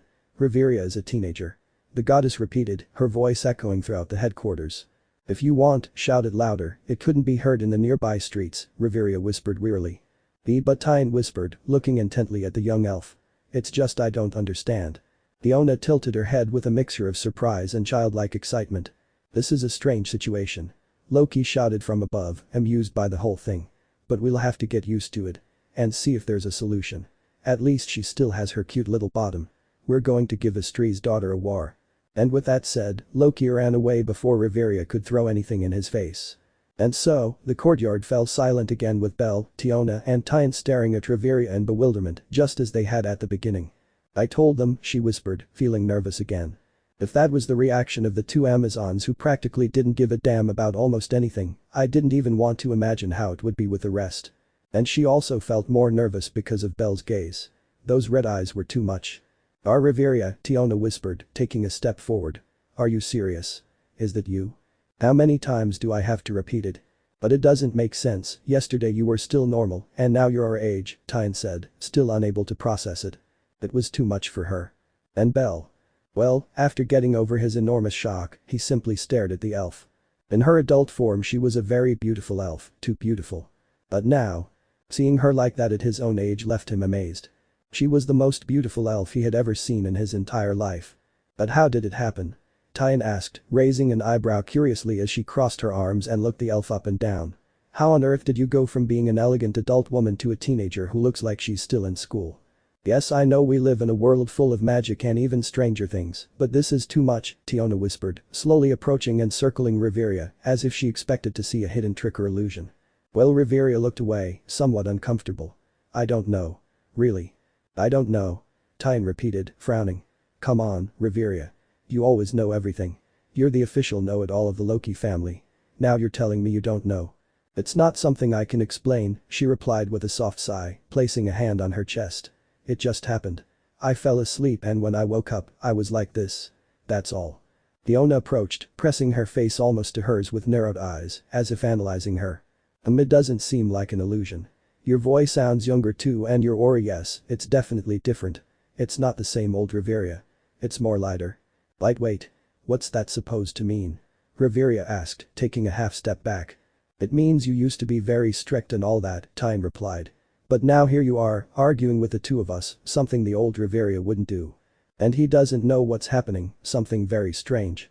I wasn't going to start explaining what happened yesterday, because they would probably ask a lot of questions that wouldn't lead anywhere in the end. I knew those two sisters well enough to know exactly what they would do. Furthermore, why did he approach those three in the first place? He just saw them laughing and talking and for some reason felt the need to approach them. It was like when I was young, when I would walk through the hallways and watch people my age chatting and laughing in the courtyard. Only this time he actually came closer. Riveria looks younger, interesting, very interesting, whispered Tiona with a finger on her chin. And apparently your personality has changed too, Tyan said, narrowing her eyes. While Belle was still sitting listening to the conversation, he wasn't close enough to the elf to jump into it and besides, he felt embarrassed to suddenly start talking. I'd better wait until the conversation was over. I feel like I won't be able to get used to this new version, it feels weird, Tiona whispered. I agree, it will be difficult to get used to it, Tyan agreed. 5 minutes later. Come on Riveria, join the training. Tiona shouted as she did a somersault in the air, landing gracefully next to her sister. Yes, you can no longer get away with being older or busy with vice captain's duties, I can see from your expression that it bores you. Tyan added with a mischievous smile as she twirled a wooden sword between her fingers. Weren't you saying 5 minutes ago that it was strange to see me like this? He asked in a dry tone, squinting. And it still is. Tiona replied, throwing both hands up in an exaggerated gesture. But it's also amazing. We can do things together without your back hurting from bending over. You have no excuses. Tiona. Tyan growled, nudging her in the ribs with her elbow. Ouch. Just kidding, sort of he. Riveria sighed deeply, not wanting to fall for their provocations, as she knew what they wanted to achieve with all of this. My back doesn't hurt. My back never has. Sure, Tyan said mockingly, crossing her arms. But let's admit it, you have more energy now, and that youthful frown looks adorable on you. I'm not adorable. You're absolutely adorable now. Tiona exclaimed, approaching her with a wide smile. Just look at those cheeks. I just want to squeeze them. They were both excited about it all. It is true that they always treated Riveria naturally, but now that he was young they felt much more freedom. As if she could become a true friend. Come on, Riveria. Just a couple of laps around the field and then we'll leave you alone for today, said Tyan, winking at him as he began to stretch. Riveria looked at them with a slight frown, though the faint blush on her cheeks betrayed her. Her rejuvenated body gave her energy, lots of energy, but it also put her in embarrassing situations. Before, a mere frown was enough to make everyone step back respectfully. Now it seemed that even her frowns provoked giggles. I'm not here to entertain you, he finally replied, crossing his arms. But you're smiling too. Tiona shouted, pointing at her. I'm not. You are. You're smiling with your eyes. Tyan added, throwing a stone into the air and then kicking it in two. Come on, admit it, you're enjoying having fewer wrinkles. I never had wrinkles. Riveria retorted, even more annoyed. The twins exchanged a knowing glance and launched their attack, although not a real one. Go for those cheeks. Tiona shouted. Right or left, you choose. Tyan chimed in energetically. Riveria barely had time to retreat before the two surrounded her, one on each side. She leaped with great agility and narrowly dodged the invading hands of the two Amazons. They're acting like children. Shouted the elf. We're teenagers, just like you. they shouted, starting to follow her, and Riveria nimbly dodged each attack. The rabbit just watches this, somewhat relieved. At least for the moment he would have a respite from the beating he was receiving from both sisters. Riveria sighed softly after the brief chase, unable to suppress a chuckle at how silly it all was. It was a very small laugh, but enough to leave the two Amazons speechless, and they stopped in their tracks. "Riveria?" Tiona whispered. Was that real laughter? Tyan looked bewildered, as if they had just witnessed an impossible natural phenomenon. How beautiful, thought Belle, marveling at that lovely smile. They had rarely seen her smile or laugh, and when she did, it was always with elegance, something normal for her. But this smile had something different about it that left them in shock. Riveria stood still for a moment, looking at them with an expression that tried to remain stoic, but her eyes shone with something different. Something softer. Something she only showed to those she truly cared about. "I didn't laugh, you saw wrong," she whispered, looking away, feeling something strange in her chest. Fun? Excitement?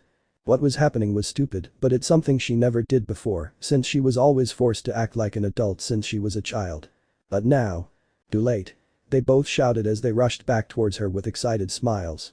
Riveria was about to protest or tell them to stop, but something inside her made her let herself go and just focus on dodging their attacks. She didn't act like a leader or a noble elf, but simply like a girl. Just another girl. And perhaps, deep down, that was what she had always wanted most. Riveria-sama. It was the whisper that all her students let out as they watched her from the second floor. They watched as their teacher, frowning, dodged Tiona and Tyan's attacks, though they could notice a certain gleam in her eyes that they had never seen before. At first they couldn't believe it, but it was true. He had rejuvenated. "She looks so different, a teenager like us," said an elf, her face flushed with excitement. Did he rejuvenate with magic? Was it a potion? A divine miracle? What if it's a side effect of a curse? What if it's not Riveria-sama, but a shapeshifter? Exclaimed another, earning an elbow from her companion. "Shut up, idiot. Look at her eyes. Nobody else has that look. She's so beautiful," one of them whispered, almost like a prayer. "I think I'm a lesbian now," added another, in a tone as serene as if she had just discovered the truth of the universe. "Lafia, they're calling you," Alice murmured, with a mocking smile. "I'm not a lesbian. I only admire her as our princess," Lafia retorted, her cheeks flushed, before adding softly, embarrassed, "I think. Besides, she's after the daughter." "Be quiet." But that wasn't the important thing. The important thing now was her teacher, who gave Tiona a strong blow to the face with her staff. She looked so alive in all their eyes. It wasn't just Riveria's agility that caught their attention. It was her expression. There was something about her face they had never seen before. Freedom. Not the forced serenity of the vice captain, nor the weariness of someone burdened with endless responsibilities. No. It was joy. Riveria Ljos Alf smiled, not literally, but that's what they saw in her eyes. "She looks so light," murmured one of the young elves, clutching a magic book to her chest. "I've never seen her joke around, even with a stick," added another, with a nervous giggle. "I didn't even know she could laugh," she whispered, recalling the only smile she ever showed. Lafia, her cheeks flushed and her eyes wide, couldn't look away. A mixture of astonishment, admiration, and something more formed in her chest like a sweet confusing knot. "It's like seeing a shooting star," she whispered, barely audible to herself. Meanwhile. Below, Riveria finally stopped. She sighed softly, letting the staff rest on the ground. Her shoulders relaxed. And inside, she felt it too. Her body was young again, yes. But it wasn't just that. It was his soul. For the first time in a very, very long time, she wasn't carrying the weight of a kingdom. She wasn't the heiress, the strategist, the captain, the advisor, the wise elf. It was Riveria, only Riveria. And that he liked it. All far from Arario. In the forest of the elves. In the palace of the kingdom of Alf. There, atop one of the palace towers, the elven king, Riveria Ljos Alf, stood silently. He gazed at the horizon, his arms crossed behind his back, his brow furrowed, his lips pressed tightly together. He wore a long robe.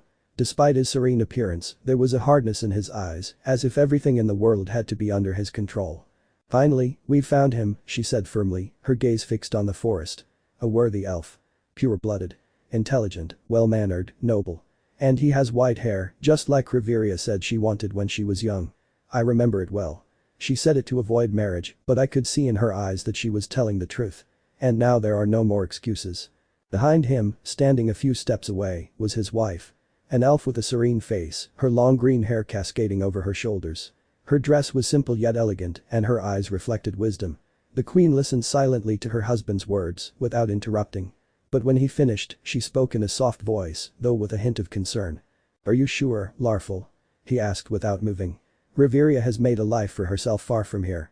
She has earned the respect of many, even among humans. She is free. Do you think it's right to go now and force her to return?" Larful turned slowly, looking her in the eyes. His expression was stern, but not angry. Rather confident, as if he had already calculated everything. "I'm not forcing her. I'm just reminding her who she is. Our daughter has had too long to live as if she weren't part of this family, of this race. She's forgotten her duty. More than 2 decades wandering the world, Aurario fighting in dungeons, surrounded by humans, by noisy gods. And all for what? To keep pretending she can live without fulfilling her responsibilities." The queen lowered her gaze. Her heart was torn. She loved her daughter and, deep down, understood her desire to live freely. But she also knew her husband. She knew how stubborn he could be once he made up his mind. "She hasn't forgotten who she is," he said calmly. "She's just chosen a different path. What if she doesn't accept the young man? What if she doesn't want to get married? She's not a child anymore." "Then she'll regret it," Larful replied without hesitation. "I'm not asking for her permission. I'm simply fulfilling my responsibility as king and as a father. I've given her enough freedom. Now it's her turn to do her part. To keep our bloodline alive. To unite kingdoms. To do what's right." "What if his heart already belongs to someone else?" the queen asked in a low voice. Larful was silent for a moment. Then he smiled. "The heart is a distraction. What's important is the legacy, the responsibility. Besides, I'm convinced that when she sees the young man, she'll remember what she once dreamed of. He's perfect for her. Sometimes the dreams of youth return. They just need a little push. But we got married for love, why didn't Riveria? I'm sure she'll like the elf I chose as her husband, so don't worry." The queen took a deep breath, letting the forest breeze caress her face. The wind carried the scent of flowers, damp earth, and the ancient magic that protected this kingdom. All was peaceful, at least for now. "And when will we leave?" he asked in a resigned voice. "Tomorrow," Larful replied. "The journey will take about a month. We'll have escorts and a specially prepared carriage. I won't be traveling like any ordinary traveler. I am the king. And I will deliver the news myself. I will accept no refusals or intermediaries. Besides, the young elf will be coming so he can meet you. I'm sure you'll connect instantly. Will you give him the news or will you impose it on him?" "It's all the same," he said indifferently, turning back to the horizon. "Riveria will understand. She's always been a good daughter. She just needs to remember her place."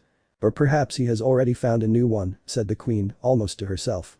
The wind blew harder, shaking the tree branches. The birds began to fly toward their nests, and night was approaching.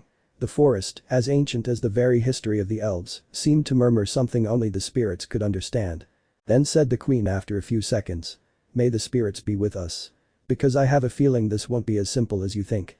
"I never said it would be simple," Larful replied with a proud smile. "But it was necessary. Riveria is no longer a child, she'll understand everything." And so, as the stars began to shine over the sacred forest, Riveria Ljos Alf's fate was silently sealed. Her parents, from their world far removed from everything, embarked on a path that would lead her to great heartache. What they didn't know was that Riveria had already begun to change.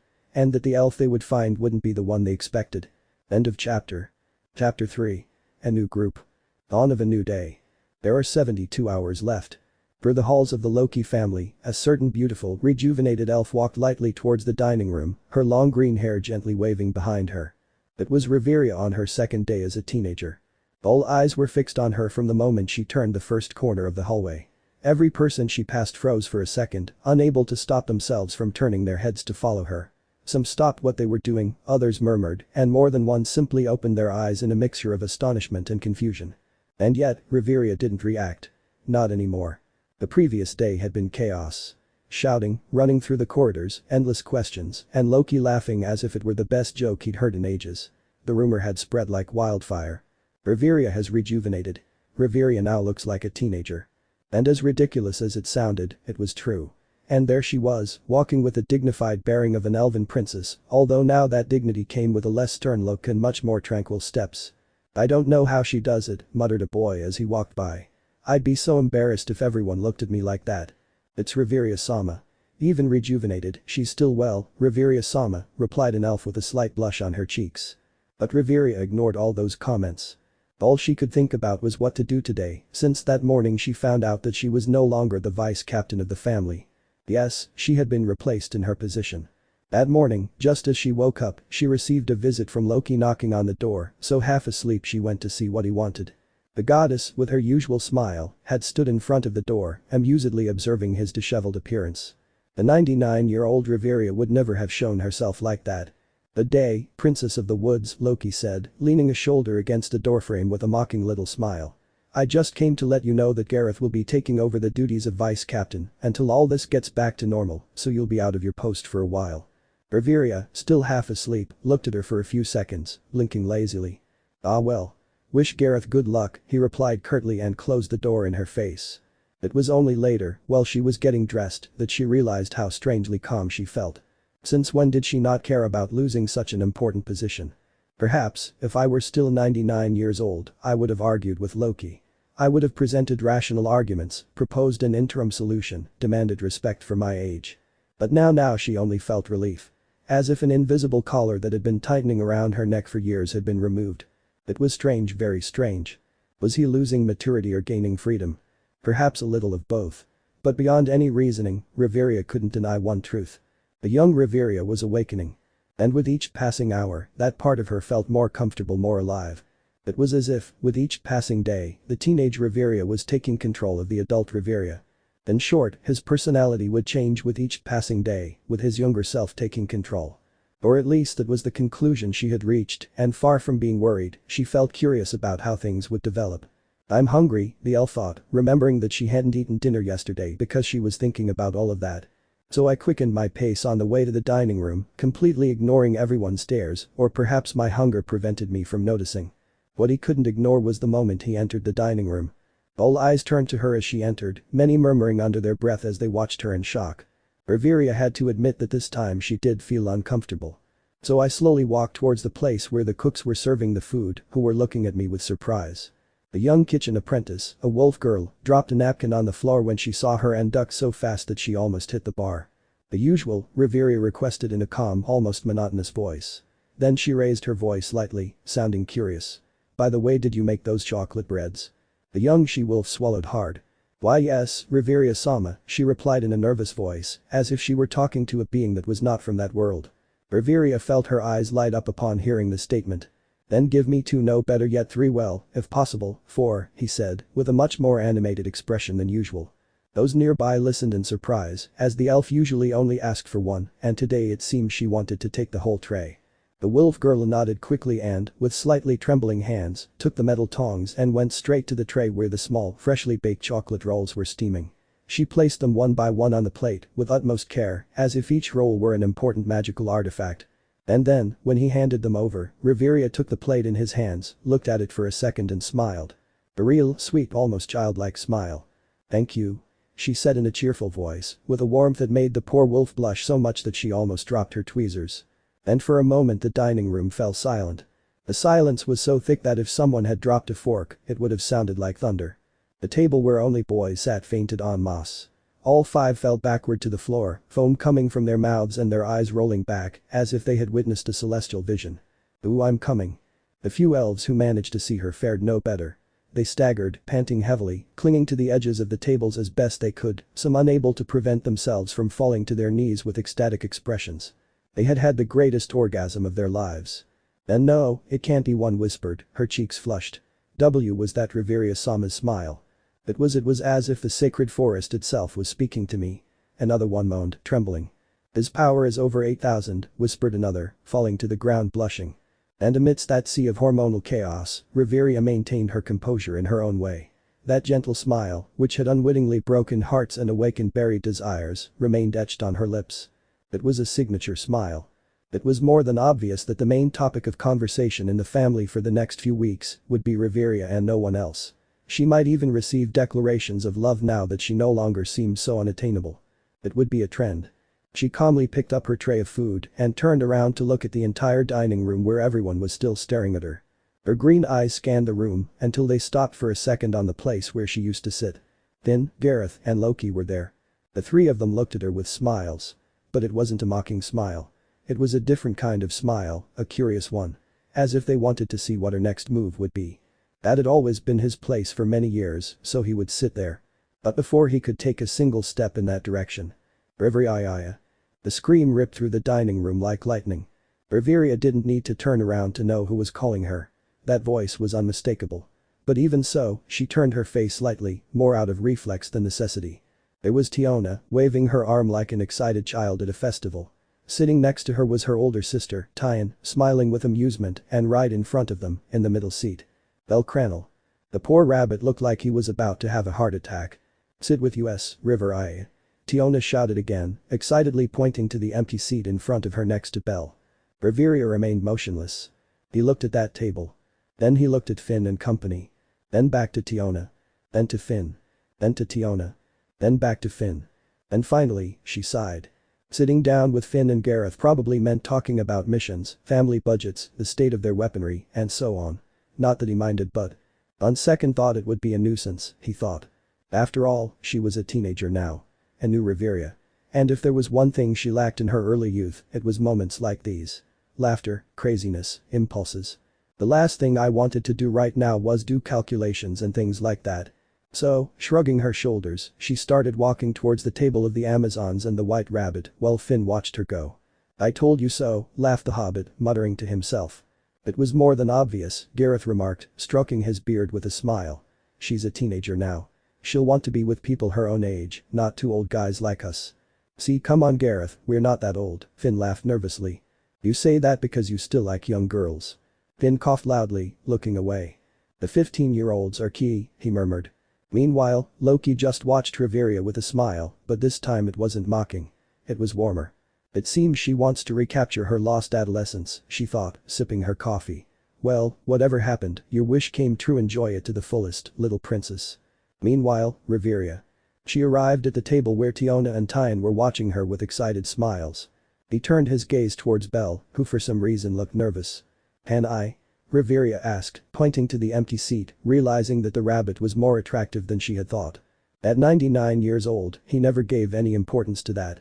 He was just another boy in the family. But now. He looks like those boys from those stories I used to read, she thought, remembering the past. "Oh, of course, sit down," Belle agreed, trying to control his heart. He cursed his grandfather for instilling in him this fetish for elves. Now he couldn't help but act nervous around one, especially one so beautiful. Upon receiving approval, Riveria placed the plate on the table and sat down next to the rabbit, causing both Amazons to smile excitedly. "Perfect. Now you're part of our group, so you can't leave anymore," Tiona said, laughing excitedly. "Group?" whispered the curious elf.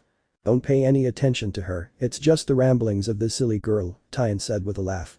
"Although if you want to team up with us, you're welcome."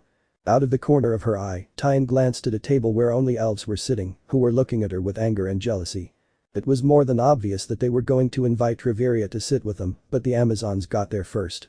Tyan laughed, looking at them mockingly. "Now we have the family treasure." "Wow, Riveria, are you going to eat all that?" Tiona asked, surprised to see all the breakfast on Riveria's plate, since she usually ate half of it. "Is there something wrong with that?" Riveria asked, a little embarrassed. "Ugh." Belle clutched her heart as she witnessed the scene firsthand. "Not at all," Tiona shouted. "It's just surprising. But it's good that you eat plenty. Now that you're young, you have to maintain a beautiful body, huh?" Tyan said, winking at Belle, who became nervous. "Huh? Why are you looking at him?" she asked curiously while eating a chocolate bread. "Haha, that's because Belle has a fetish." "Don't say it." Nervous and letting out a scream, Belle threw himself on top of Tyan, both falling to the ground. "Ah, Belle, not here. Stop talking like that. Little rabbit." Tyan quickly grabbed him by the neck and began to apply pressure even while he was on the ground. "I'll teach you to respect your superiors." "Wait, Tyan, I give up." While that was happening, Riveria couldn't help but let out a slight laugh. It was as if he was now noticing those little details he used to overlook, all those crazy things in the family. "By the way, where's Ace?" Riveria asked, not seeing her adopted daughter ignoring Belle being strangled. He came back last night from the dungeon, so he only came to sleep, and I think he went back to the dungeon early this morning," said Tiona, putting a finger to her chin. "This girl never understands," I sighed wearily, knowing that the blonde was a lost cause. "Now that I think about it, Ace doesn't know anything about this," Tiona said, her eyes widening slightly in surprise at the thought. "Huh?" Riveria blinked, the chocolate bread halfway to his mouth. "Don't you know?" "I don't think so." Tiona leaned across the table, almost bumping her forehead against Riveria's. "She left before the chaos yesterday and wasn't in the dining hall when you first walked in as a teenager." And he went straight to the dungeon. I doubt anyone had time to explain it to him, Tyan added, still struggling with Belle, who was trying to break free from her chokehold. Riveria remained thoughtful for a moment, chewing the chocolate bread slowly. Well, that will be an interesting moment, he whispered, imagining Ace's reaction. More than interesting. It's going to be legendary, exclaimed Tiona, giving a small tap on the table, almost making Belle's juice splatter. Haha, Ace has trouble processing things. Her tumor is going to grow. Tyan mocked. Ow. She complained, though she did whimper as Belle bit her arm. You wretched rabbit. I'm not a carrot. Let me go. Meanwhile, Riveria just looked down, thinking about it. How will Ace react to all this? Will she take it badly? For some reason, her opinion was the only one that concerned him at that moment. Tyan, noticing Riveria's concern, released the rabbit, who could finally breathe. Come on Riveria, don't overthink it, I'm sure Ace doesn't think it's that important, Tyan tried to encourage her. But I'm worried, his brain can't retain that much information. Did he just call her stupid? Tyan thought with amusement. Don't worry. If Tiona could handle it, then so could she. Exactly, confirmed the younger Amazon. Hey. What did you mean by that? Hee. Belle, now catching his breath, dared to speak, somewhat nervous about joining the conversation. But Ace-san admires her a lot. I'm sure that she'll be happy for you, Riveria-san, or maybe just a little confused. Riveria looked at him in surprise. Thank you, Belle. But I'm not sure how she'll react. We never talked much about feelings all these years, she whispered, looking down at her tray. Sometimes I think I raised her more like a soldier than a daughter. The atmosphere became a little more serious. Tiona and Tyan lowered their gaze, aware of the weight of those words. But it was Tiona who broke the silence. So this is your chance, isn't it? She said with a gentle smile. To start over. To have a more I don't know real relationship. Riveria looked at her, unsure what to say for a second. Then she nodded slowly. You're right, I whispered with a slight smile. For some reason, I felt that now I could become closer to and understand Ace much better, thanks to her new way of being. Actually, I think it will be a little exciting to see their reaction, she said with a slight smile. Yes. Tiona shouted, raising her arms as if celebrating a victory. Young Riveria is the best version yet. Obviously, all that talk had been overheard by the not-at-all gossipy family who hadn't said a word since Riveria arrived in the dining room. But that table of four paid no attention to their surroundings. They were only immersed in their conversation. I know. Tiona shouted again. Now that we're a team, we can go to the dungeon together and look for Ace. Huh? Go to the dungeon? Riveria said, starting to eat her last piece of bread. Yes. It will be exciting. We'll probably run into Ace along the way. He shouted, raising a normal sword that he magically produced. Huh? Where's your other weapon? Belle asked curiously, noticing that the Amazon had a different sword. Fiona's eyes filled with tears as she remembered it. I broke it. Now I owe more than 100 million valis. Tyan only shook her head slightly upon seeing her sister's reaction, then turned to look at Riveria. What are you saying, Riveria? We're going to look for Ace, but also to have some fun, Tyan said with a slight smile. Aren't you curious to know how you'll feel in the dungeon now with this new you? Riveria remained silent for a few seconds. Her eyes flicked to her empty tray. She'd eaten everything. She'd even licked a bit of chocolate off her finger without realizing it. At 99, she never would have done that. She glanced back at Tyan, then at Tiona, whose hands were raised as if waiting for a yes, so she could jump for joy. Finally, her eyes settled on Belle, who was looking at her with a mixture of support, nervousness, and something that could only be described as respect. It was surprising that someone as shy as him ended up forming a group with the two Amazons of the family. A soft smile formed on her lips. Let's go to the dungeon, I agreed, feeling a strange emotion. Tiona screamed like a little girl who had just received the best gift in the world. Yes. You're officially part of our squad. Welcome. Thanks. I guess, he said, raising an eyebrow. Belle, for his part, swallowed hard. He felt like the day had barely begun and he'd already had enough heart attacks for a week. Now he was going down to the dungeon with three beauties, one of them his fetish personified and rejuvenated. Was it a punishment or a reward from the gods? Probably a reward for enduring the beatings from both sisters. Ah, this is the best. Tiona said with a happy smile, having Riveria on the team. Riveria, you and I should go camping afterward. Or go to a festival. Or go shopping. Or. Haha, stop it, Riveria laughed slightly upon hearing everything the Amazon said, although something inside her felt a little excitement about it. It was as if she also wanted to do those things that were simple, but that she was never able to enjoy as she should. Well, said Tyan, stretching. Let's see if we can find her quickly. Ace should be between the 18th and 25th floors, as usual. Although Riveria's smile faded upon hearing those words. "Wait, are you two going down to those floors with Belle?" he asked, his strict side slightly revealing itself. "Yes. Why? You idiots. Going as a family is one thing, but going alone with him could put him in mortal danger," she scolded them, seeing how reckless they were in endangering a novice. But both sisters downplayed it. "Nothing's wrong with Belle, we're taking good care of him," Tyne said, looking at her nails. "Yes. We will never allow anything to happen to her," exclaimed Tiona. You're right," Belle laughed, scratching his cheek. Surprisingly, both sisters took great care of Belle when they went down to those floors.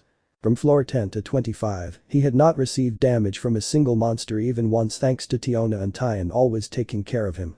Unlike floors 1 through 5 where he received a lot of damage but didn't care because he would be just as strong so that one day he would be the one to protect them both. But for the moment, he was the group's workhorse.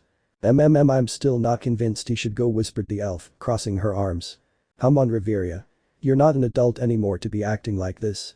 Besides, he's our team, so these are our rules.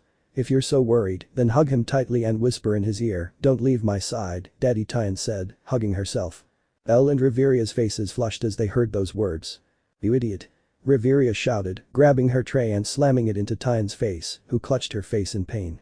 Some of those around couldn't help but burst out laughing at the scene, slowly beginning to understand what this new version of their vice captain was like. Perhaps the elf wouldn't find it too difficult to adapt to this new way of life.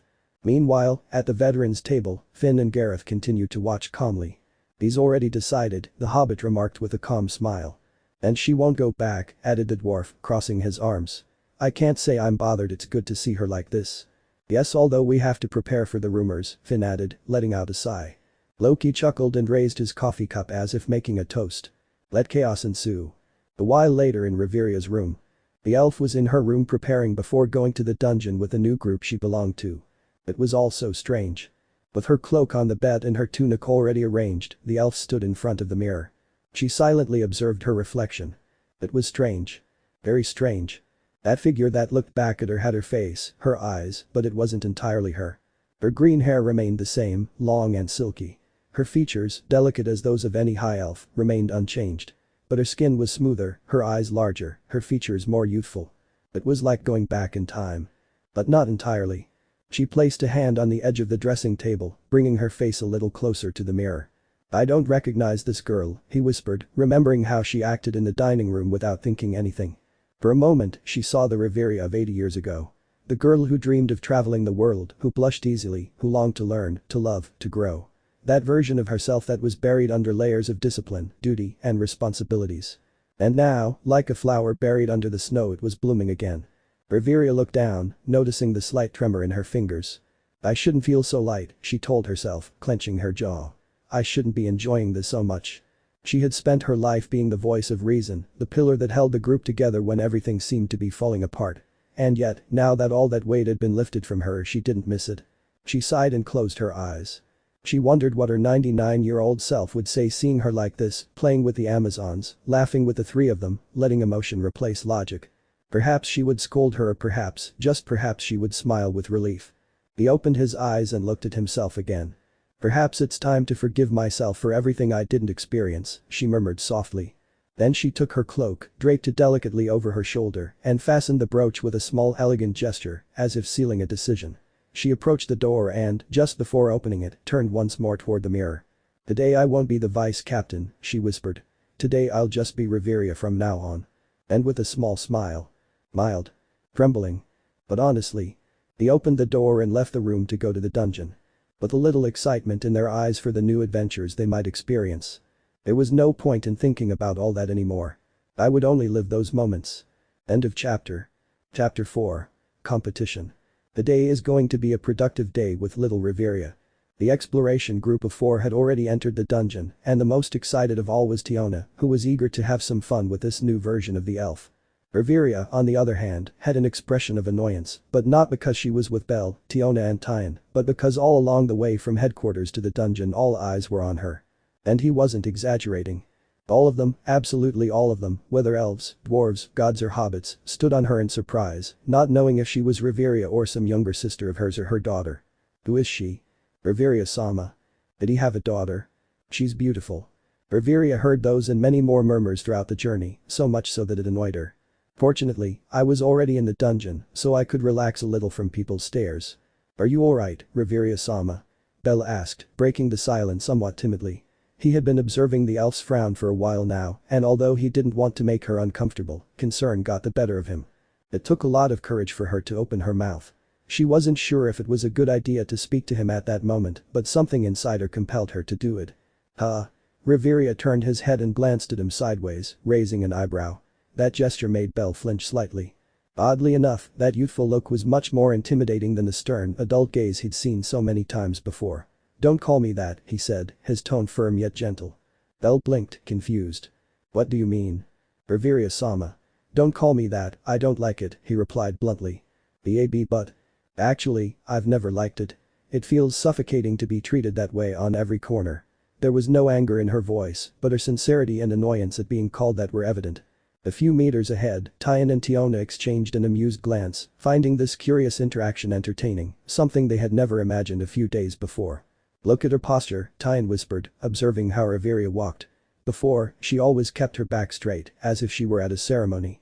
Now she looks like she's strolling through a park. She's loosening up, this is going to be fun, Tiona replied in a low voice, still watching.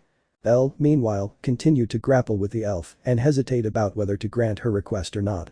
But Riveria-sama, you are my superior, I can't treat you that way, he murmured, looking at the ground as if searching for courage there. Riveria simply ignored him. Not because she hadn't heard him, but because she was determined that he understand her point. She advanced with calm steps, brandishing her staff to fell a goblin that approached her with a single blow. She didn't even glance at the corpse before continuing on her way. Riveria-sama, Belle called to her. Silence. Riveria-sama. He called again, now with a confused tone. Silence again. The only sound was the crunching of bones as another goblin received a sharp blow from a staff. Look, his first act of rebellion, Tyan whispered with amusement, placing her hand on her waist. The first of many, or so I think, Tiona replied with an excited smile. Belle began to sweat profusely.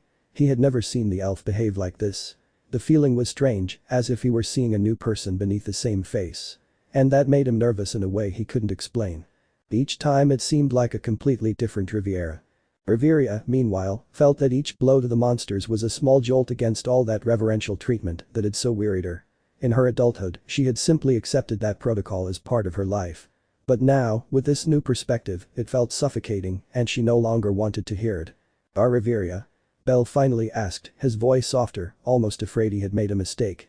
The reaction was immediate. Riveria turned her head toward him and gave him a slight smile. It wasn't mocking or anything like that. It was a warm smile, accompanied by a playful sparkle in her eyes.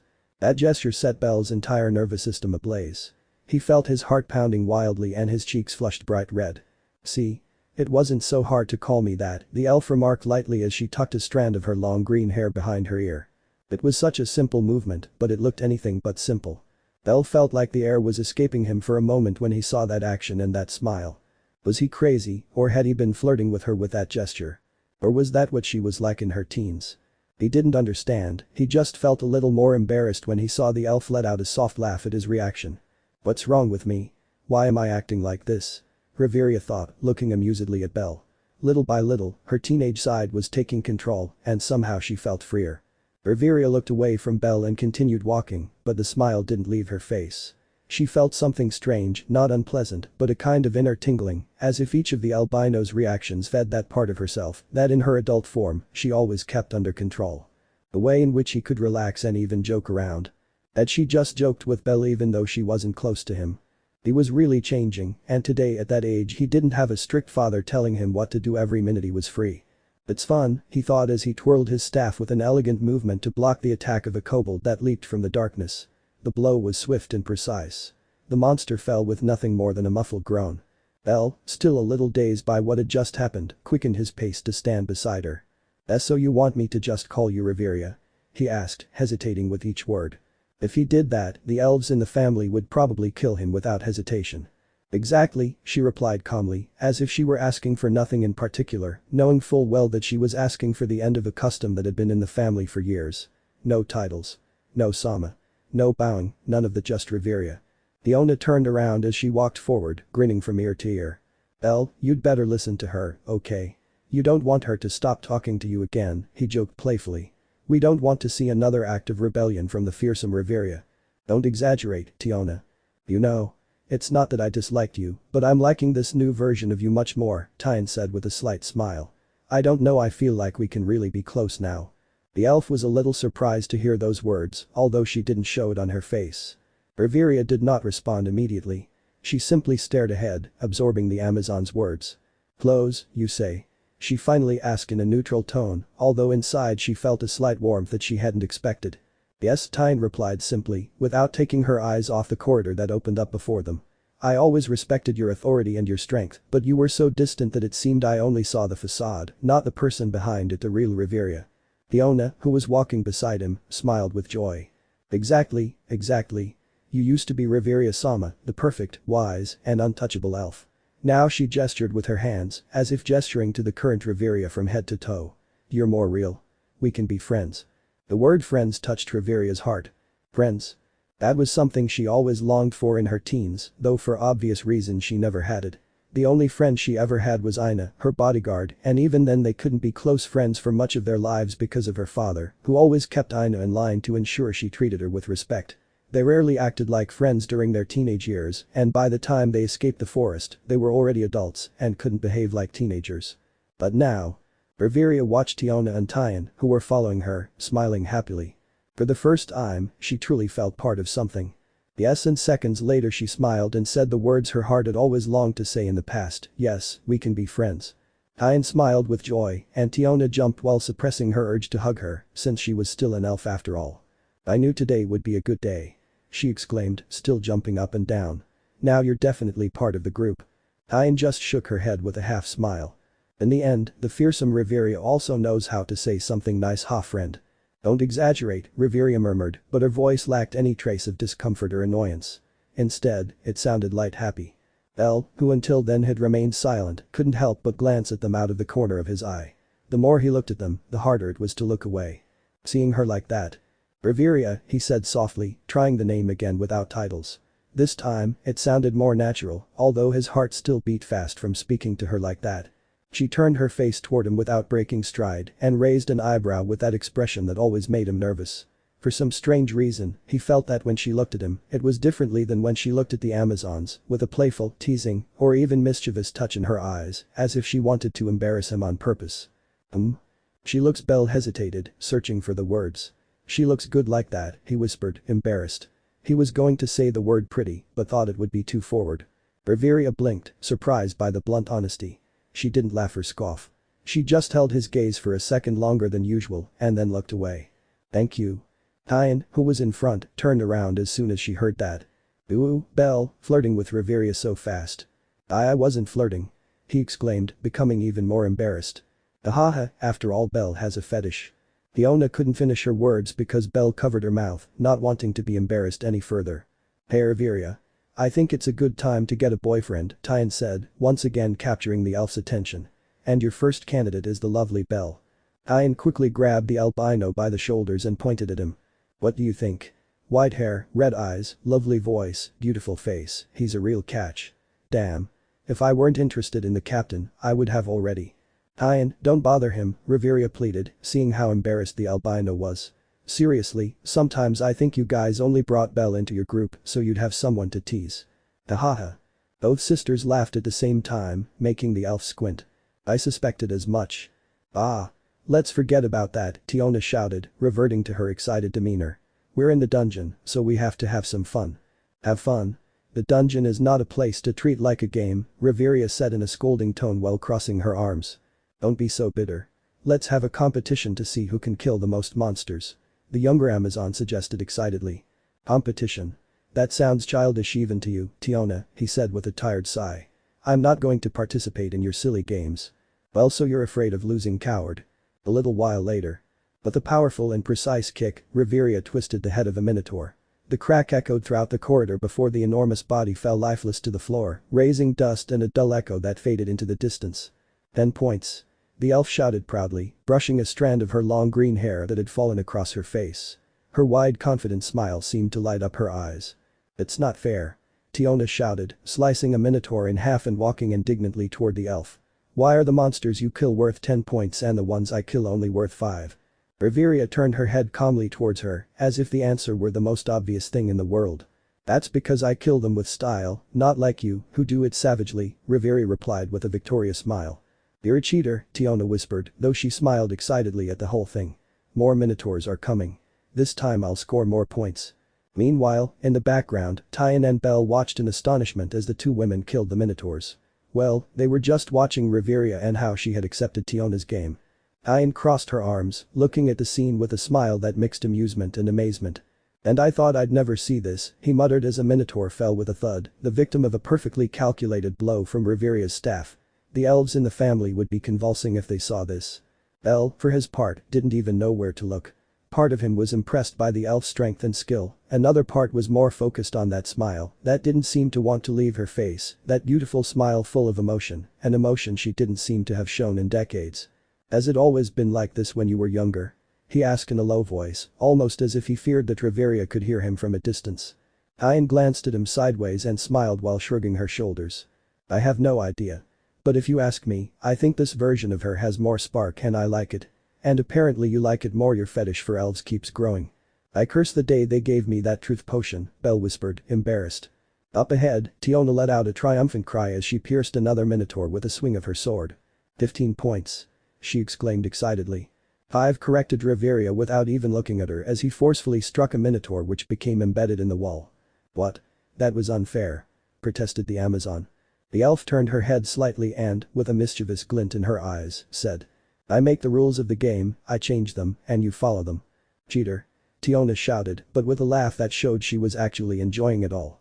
Belle watched the scene, sensing that somehow, this little game was changing something between them all. There was less tension, less distance, and much more noise, sure, but a pleasant noise. They were becoming a team. Well, they were. Ahaha, I think it's time for me to join. Tyan shouted excitedly, cracking her knuckles and running off to kill minotaurs. Belle looked at them for a moment and something inside him ignited. Great. I'm going to participate too. He shouted, drawing his dagger with determination.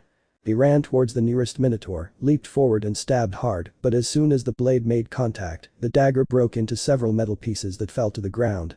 Belle stared blankly at the broken handle, while the minotaur watched him as if he were facing the most pathetic being he had ever seen.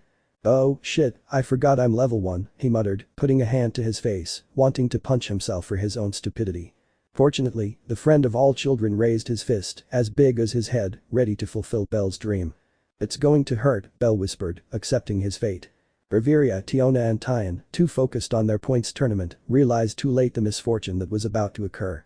The punch connected squarely with his face, and Belle went flying through the air, spinning several times as the entire world blurred. He felt his brain reboot and perhaps part of his soul as well. And as if that weren't enough, when he suddenly fell to the ground, the minotaur got on top of him and started punching him one after another. It almost seemed as if he had something against the poor rabbit. Belle. The three girls screamed in horror at the sight, abandoning their game to go and save him. At great speed, Tyan appeared in front of the monster and decapitated it with a single kick. But it was too late. Belle. The rabbit had already gotten the beating for free. There it was. Lying on the ground with his body beaten to a pulp in a small crater formed by the blows. He gave his best in that battle, but in the end he lost. He didn't manage to score a single point. Belle, answer me. Tyan shouted, slapping his cheeks to see if she could wake him up, but nothing. Tyan tried unsuccessfully to revive him, while Tiona watched the scene with concern, not knowing what to do. I told you. Riveria shouted angrily. That's why you shouldn't play in the dungeon. Look what you did. Oh? I remind you that you were the one who was most motivated by the game, Tyan shouted, pointing at her. Ugh and I. At that point, the three of them had already forgotten the main objective for which they had gone down to the dungeon. To look for Ace. Belle is going to die. Tiona cried with tears in her eyes when she saw that the rabbit wasn't moving. Riveria. Yes. I know. Quickly, the elf approached the rabbit. She was going to heal it with her healing magic, but not before checking its pulse to see if it was alive. Riveria let out a sigh of relief when she saw that he was still breathing. For a moment she imagined the worst and was afraid. He didn't appear to be in serious condition, but he most likely had broken bones inside. I couldn't believe that her carelessness had harmed the newest member of the family.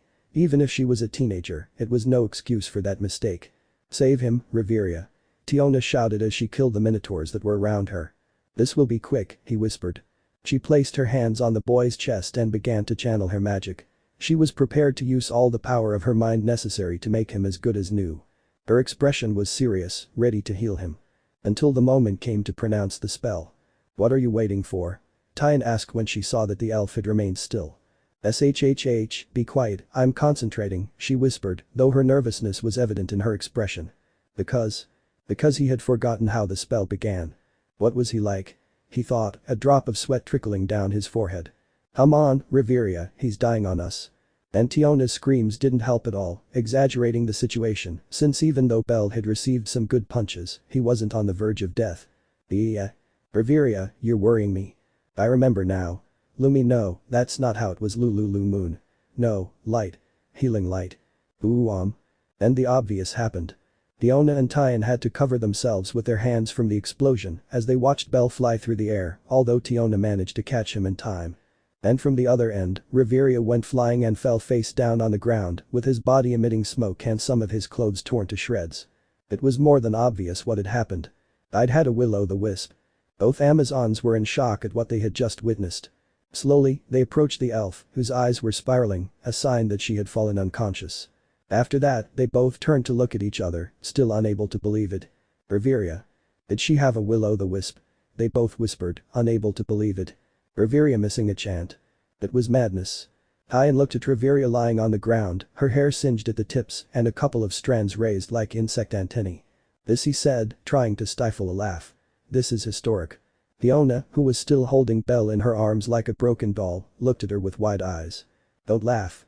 Riveria almost made Belle explode instead of healing him. He shouted while checking that the rabbit didn't have any more damage than it already did, although it did have a few burns. "He almost did," Tyan corrected, stifling a laugh. "Although, on the bright side, now we know Belle can't survive a magical explosion from a high-level elf, that's impressive, ha. Riveria got tongue-tied. "I can't believe it." The magic prodigy had failed a song, Tyan simply couldn't accept it, and it made her laugh. Tiona frowned, adjusting her grip on Belle, who still hadn't woken up. "It's not funny, Tyan," he muttered, though his voice betrayed that he was just a step away from laughing too.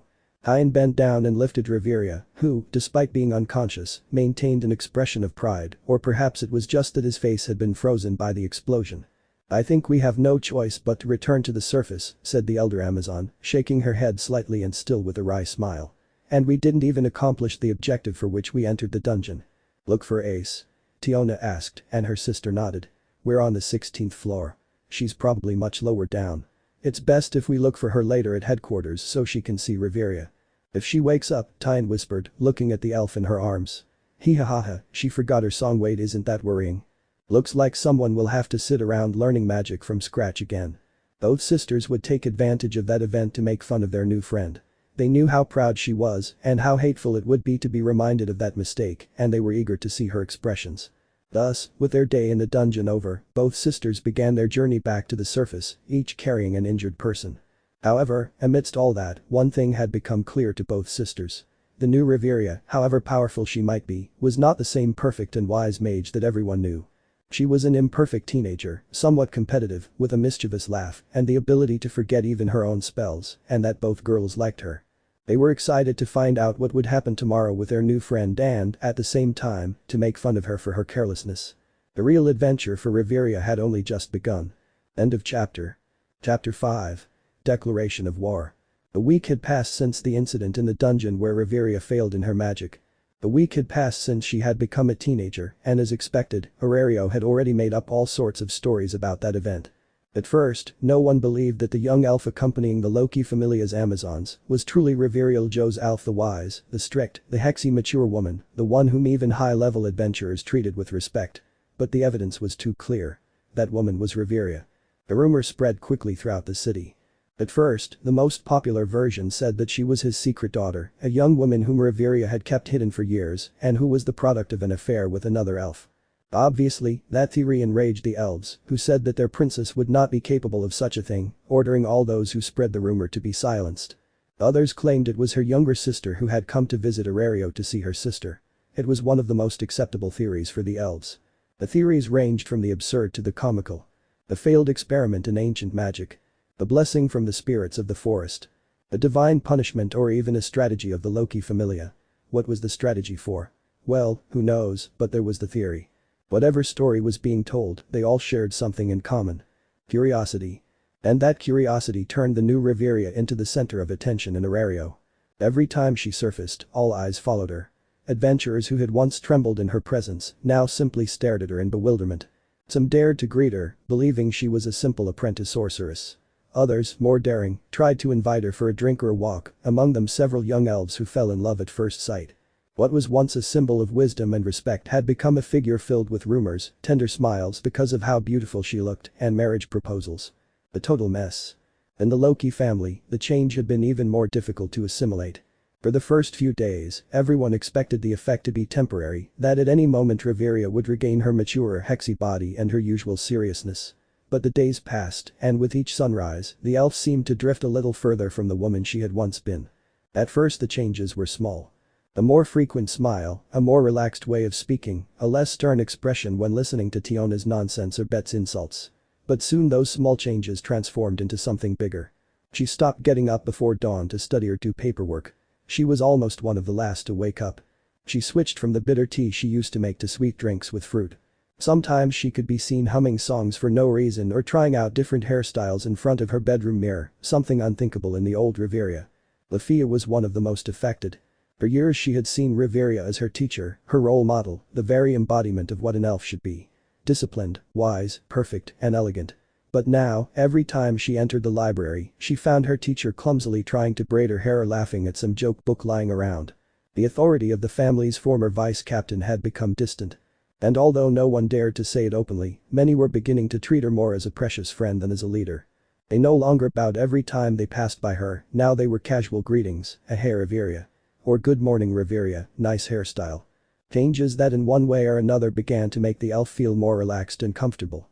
She was a teenager again, but this time she wasn't in her father's kingdom where she had to follow strict rules. She was in the Twilight Mansion where she could do whatever she wanted and no one would scold her for not keeping up appearances. In short, the freedom he didn't have as a young man. Meanwhile, Finn had tried to maintain his composure in the face of the situation. But even he couldn't help feeling a certain disconnect when that bright-eyed, energetic young elf appeared during the meetings and became distracted watching the birds outside the window. He invited her to the meetings so she wouldn't feel excluded because of the situation, but it seemed she was no longer interested in such things. Aerith, for his part, couldn't hide a knowing smile whenever he saw her.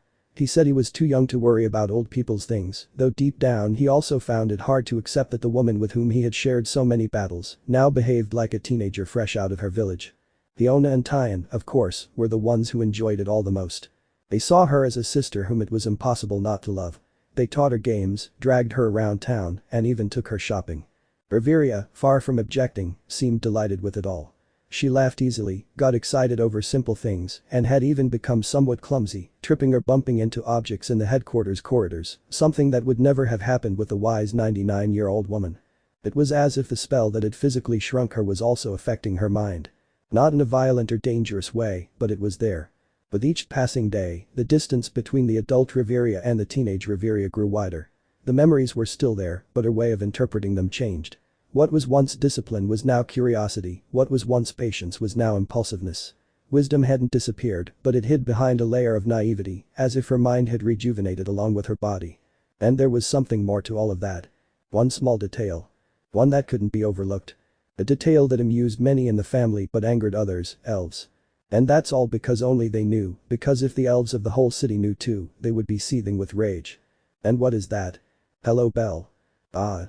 Well, their beloved princess had grown close to a human, specifically to the good Belle. Our Riveria, whispered Belle, startled by her sudden appearance. He was in the courtyard with his eyes closed, resting a bit after training, and suddenly the elf appeared, calling his name in an animated manner. I caught him by surprise. Haha, sorry, the young elf laughed at the rabbit's reaction. Things had been happening little by little. As the days passed and her teenage side took control, she grew closer to other people like Tiona and Tyan, even Ace, who, although confused by the change, did not complain, since there would be fewer classes. In short, besides that, Riveria began to look for the rabbit more frequently, either to invite him to the dungeon with the Amazons, or to train him, or to go eat something in the dining room. She was always the one who looked for the rabbit whenever she had the chance, and that caught the attention of many and filled the elves with rage when they saw a human approaching their princess. Loki just found it funny to see all that. It was amusing and he wanted to see how it would all unfold. Are you resting? Riveria asked, leaning towards him with her hands behind her back and a smile. Her hair moved gently in the breeze. Belle opened his eyes and found his face just inches from hers, so close that he could almost see his reflection in the elf's green eyes. "Why yes, just a little," she replied, feeling her heart race. Riveria said, observing him curiously. "You have dark circles under your eyes. You're training too much." Belle smiled somewhat uncomfortably. "Well, I want to catch up with all of you. I can't fall behind." "That's fine," she said, looking down. "But don't forget to rest. If you break down again like you did in the dungeon, I'm not going to heal you." Belle let out a nervous laugh. "I'd prefer you didn't try, to be honest," he whispered, remembering what Tiona had told him, which the elf had unintentionally sent flying through the air when she failed with her magic. Riveria blushed slightly as she remembered that mistake. "That was an accident." "Yes, an accident, hahaha. Don't laugh." Somehow, thanks to Riveria approaching Belle to talk, the relationship between them had changed. At first, when she had just changed into a teenager, Riveria kept her distance from Belle, still retaining some of her 99-year-old maturity, but as that had been changing and she began to act like a teenager, she started to act much more friendly towards him. And the same with Belle. At first he behaved very stiffly and nervously around her because in his eyes she was still Riveria-sama. The elf knew that she had to treat him with respect, but as the days went by that nervousness disappeared. It was still there, but to a lesser extent. He was precisely embarrassed when the elf got too close to him. So you could say that the two had become friends. Belle, Tiona and Tyan, those three were Riveria's first friends, and although she didn't say it, she felt happy about it, both her teenage side and her mature 99-year-old side that was still kept inside her. "And why are you here?" Belle asked curiously. "I was looking for you," replied the elf. Belle's cheeks flushed slightly upon hearing those words. The beautiful elf was looking for him, and not just any elf, she was the very princess of the elves. It was as if all her dreams were coming true. But no. None of those thoughts. They were friends. No fetishes. Looking for me? Well, of course, Tiona and Tyan haven't arrived yet and it's almost lunchtime. We have to go and reserve our table in the dining room. The tone I used was as if it were the most important thing in the world. Something that amused Belle. "But we can occupy any table." "No. It has to be the one near the window, it's the one we always use, they can't take it away from us." Anyone would think that Riveria in her adolescence was someone serious and a few words, and they are right, that was her personality, but because her father forced her to act that way since she was the princess and had to act as such. So yes, throughout his youth, Riveria always kept the personality he was showing at that moment, his true personality. Okay, Belle said, getting up with a smile. "I don't want the princess to be without her favorite table." "Don't call me princess," she replied, giving him a light punch on the arm. "Ahaha, okay, Riveria." Belle laughed, finding the elf's attitude endearing. In his adult version, he wouldn't have even joked about that kind of thing with her. Well, let's move the table and see what there is to eat." "Understood." The elf nodded contentedly, although her face was still slightly flushed. She walked a few steps forward with her hands behind her back, her light and elegant walk not at all matching the youthful energy she now radiated. Belle followed her, still not entirely believing how natural it felt to be like this with her. And something inside him didn't want her to return to her original age because if that happened, what would happen to their friendship? As they walked away, a certain group of elves watched a duo, specifically Belle, from the windows of the second floor. "Look at him, taking advantage of Riveria-sama's purity and innocence," Alicia whispered. "Filthy human," Lafia said, clenching her hands.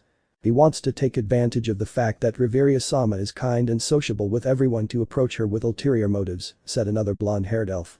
"I knew it," exclaimed another elf indignantly. "That human is up to something. Not even a human gets that close to Riveria-sama just out of friendship." "We must do something," Lafia said, frowning, a vein throbbing on her forehead. "We can't allow Riveria-sama to be manipulated by that rabbit. We must protect her innocence until she's back to normal." Alicia nodded as the rest of the elves whispered among themselves, forming a small, impromptu council to defend the princess. "I propose constant surveillance," one of them said firmly. "We'll follow that human and document their every move. If they try anything inappropriate, we'll find out instantly." "Yes." Several of them said in unison, discreetly raising their fists. "And if he tries anything beyond what's allowed," Lafia added with a dark look, "we'll make sure he regrets it." At that moment Loki walked by in the hallway, listening to the conspiratorial murmur and peeking out of curiosity. "What are you up to, my sweet and hexy elves?" he asked with a mischievous smile, his hands behind his head. The elves froze, and some frowned at the way they were called. Lafia was the first to react. "Nothing. We're just studying strategies and stuff like that." Loki narrowed his eyes, watching as they all tried to hide their notes filled with phrases like, follow Belle Krenel discreetly, ensure Riveria Sama's purity, and a suspiciously detailed drawing of poor Belle tied to a post, while Alicia fills him with gasoline, and Lafia sets him on fire. Loki raised an eyebrow at the sight of the drawing, and taking it from Lafia's hands, upon closer inspection, he let out a laugh that echoed throughout the corridor, alarming the elves who tried to hide the other papers behind their backs. Hahaha. This is pure gold. She laughed gleefully. Tied to a post. And on fire. Gods, not even Freya would be that sadistic. You elves are terrifying. It's not what it looks like. Lafia shouted, her cheeks burning, trying to snatch the paper away. Isn't it what it looks like? Because I see in the drawing a bell roasted to the middle with a young Riveria celebrating in the background. Very artistic, that's for sure. Give it back, Loki. Lafia shouted, trying to take it from him, but the goddess only took a step back, enjoying the situation. When he finally got tired of playing, he looked at them with an amused smile. Let me see if I understand. You all gathered here just to keep an eye on poor Belle because you think he's going to corrupt my beloved Riveria. It's for her own good. Lafia shouted. Riveria Sama is too pure and kind. That human could take advantage of her. Loki put a hand to his chin as if pondering the words and then burst out laughing. Take advantage of her? Belle Krenel. Please. That guy faints if a woman smiles at him for more than 3 seconds. If anyone's in danger here, it's him. The elves looked at each other, hesitating, but Lafia insisted. Even so. We can't trust him. Riveria Sama is confused, her mind is affected by whatever happened to her, and he might. Loki interrupted her with a gesture, smiling from ear to ear. Yes, I understand your concern, my sweet bodyguards. But I'll tell you something very clear. The goddess's tone changed slightly from mocking to one that mixed sincerity and seriousness. They're not going to ruin my new favorite couple. What? Several asked in unison. Exactly, said Loki, crossing his arms. My new favorite couple. Belle and Riveria. They're adorable together. She's so tiny and pretty, and he's nervous and red as a tomato every time he sees her. It's pure gold. Romantic gold. The beginning of a love and hex story. The elves paled upon hearing that. Favorite couple. That's blasphemy, Loki. Blasphemy? Loki repeated with a chuckle. No. Not at all. Riveria is finally smiling for real. How long has it been since you've seen her like this? An awkward silence fell between the elves. Try as they might to deny it, Loki was right. The younger Riveria was more cheerful, more lively, even happier. But even so. No. Alice whispered, clenching her fists. We will not allow a human to be our princess's partner, whispered an elf as the rest nodded. Riveria Sama is confused, and we will not allow them to take advantage of that confusion, said Lafia. Seriously? Loki asked, raising an eyebrow. At that moment, the grumpy wolf Bet walked past the group while letting out a yawn. Although he was startled when he felt someone grab his arm and drag him away. Well then, it's Bet and me against all the elves. Loki shouted in a warlike voice. What? Bet said, confused. Bet. Loki shouted. It seems only you and I want Riveria's teenage love to blossom. We'll fight all the elves to make it happen. What? But I. Try it. We protect Riveria Sama. Shouted the elves. We'll see about that. Loki shouted. The entire corridor was transformed into a battlefield. Loki, laughing loudly, raised an improvised flag made from a red scarf while Bet was dragged away, not understanding anything. Come on, grumpy wolf, we have a holy war to win. Shouted the goddess excitedly. Let me go, you crazy bitch. I'm not going to get involved in your nonsense. Bet shouted, trying to break free, but for some strange reason she couldn't. Too late. You're already my general of forbidden love, Bet Loga. He declared, his eyes gleaming. Let's go to our base and make plans for love to blossom. We will not let you corrupt her innocence, Loki. Lafia shouted, pointing at her. PFFFT. Please. Loki burst into laughter. If you truly want to protect your innocence, you'd better keep it away from you. Half of your strategies resemble human sacrifice rituals. You can make as many plans as you like. They're all going to fail. Cried Alice, watching the goddess and the wolf walk away. See you on the battlefield, guardians of boredom. Loki shouted, laughing, as he ran, dragging Bet down the corridor. I swear if you don't let go of me I'll bite you, you crazy bitch. Yelled the wolf, trying unsuccessfully to free himself. Why couldn't he? Oh, silence, Pluto. Loki replied as he turned a corner. The fate of true love rests on our shoulders. We must protect it at all costs. I don't give a shit about your stupid love. I yelled, struggling. Let me go. But Loki kept dragging him along as if nothing was wrong, with the biggest smile in the world. Calm down, you'll understand when you see their faces together, Belle all red and Riveria smiling. It's so cute that even you will melt. The only thing that's going to melt is you when I set you on fire, you crazy woman. Bet yelled at her, but Loki just burst out laughing. Exactly. Passion, fire, drama. Everything a forbidden love needs. She exclaimed before turning another corner, disappearing along with the poor wolf's frustrated cry. On the other side of the corridor, the elves were still staring in the direction they had gone, their faces filled with determination. Lafia was the first to speak, banging her fist against her palm. Well, you heard her.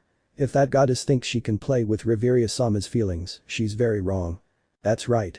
Shouted an elf. We will protect their purity at all costs. We will form Riveria Sama's guard, Alicia said.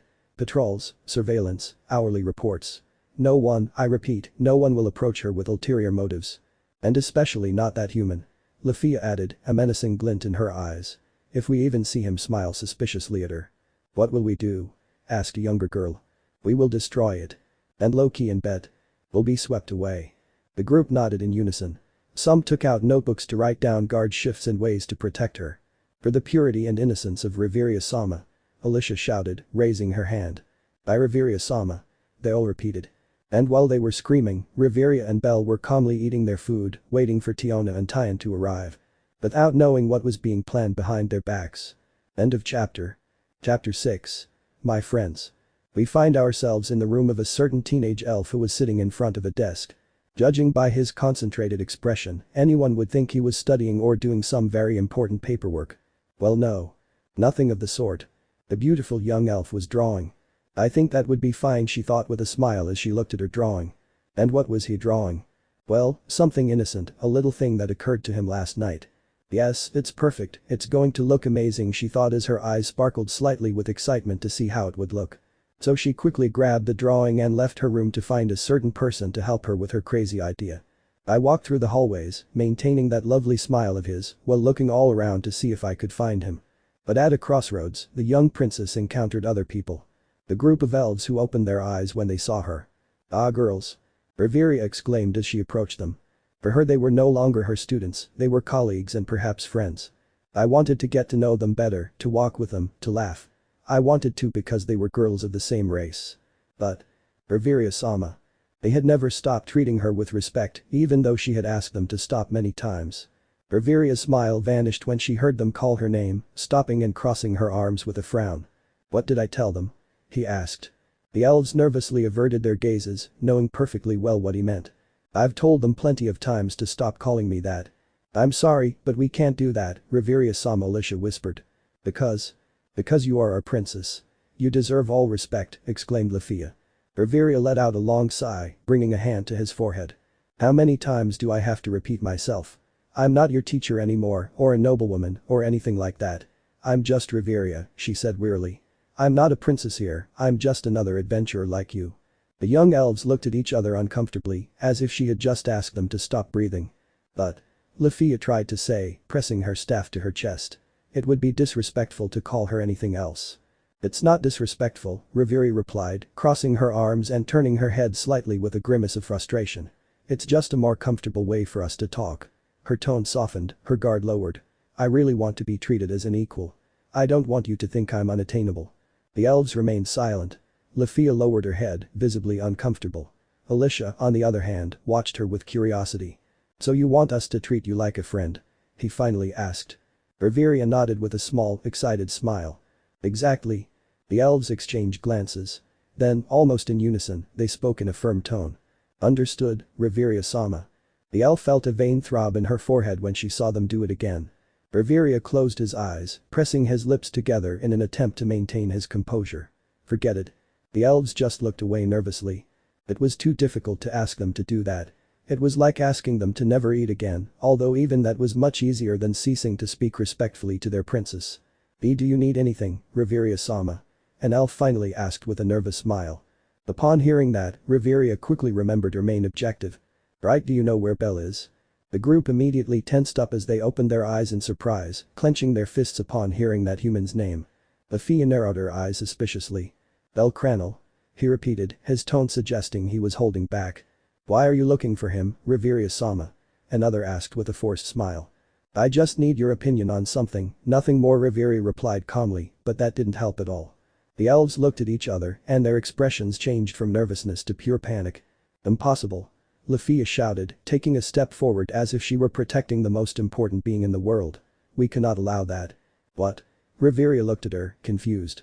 If she sees him, that human could corrupt her. Alice said with complete distrust. Her elven purity is in danger. By what? Riveria raised an eyebrow, completely confused and at the same time somewhat angry at hearing how they called the one he considered his friend. The elves had forgotten that they were dealing with a completely different Riveria. Don't worry, Riveria-sama. Another young woman interjected. We'll take care of finding him and keeping him away from you. Yes. We will not allow that filthy human to come near you. He surely has ulterior motives, just like all other humans. We cannot trust those of that race. They are some suck. Silence. Riveria's angry shout echoed throughout the corridor, causing the elves to take a few steps back in fear at the sight of their princess's expression. The silence that followed the scream was overwhelming. The young elves froze, unsure whether to look at the ground, apologize, or simply disappear. The atmosphere in the hallway became tense, almost heavy. The young Riveria's normally serene or happy gaze was now filled with anger. Did I hear right? He finally asked in a low, cold voice. Dirty humans. Ultrasonic motives. Untrustworthy. None of them responded. Riveria advanced slowly towards them, crossing her arms, and each step seemed to make them shrink more. Do you really think that? He continued.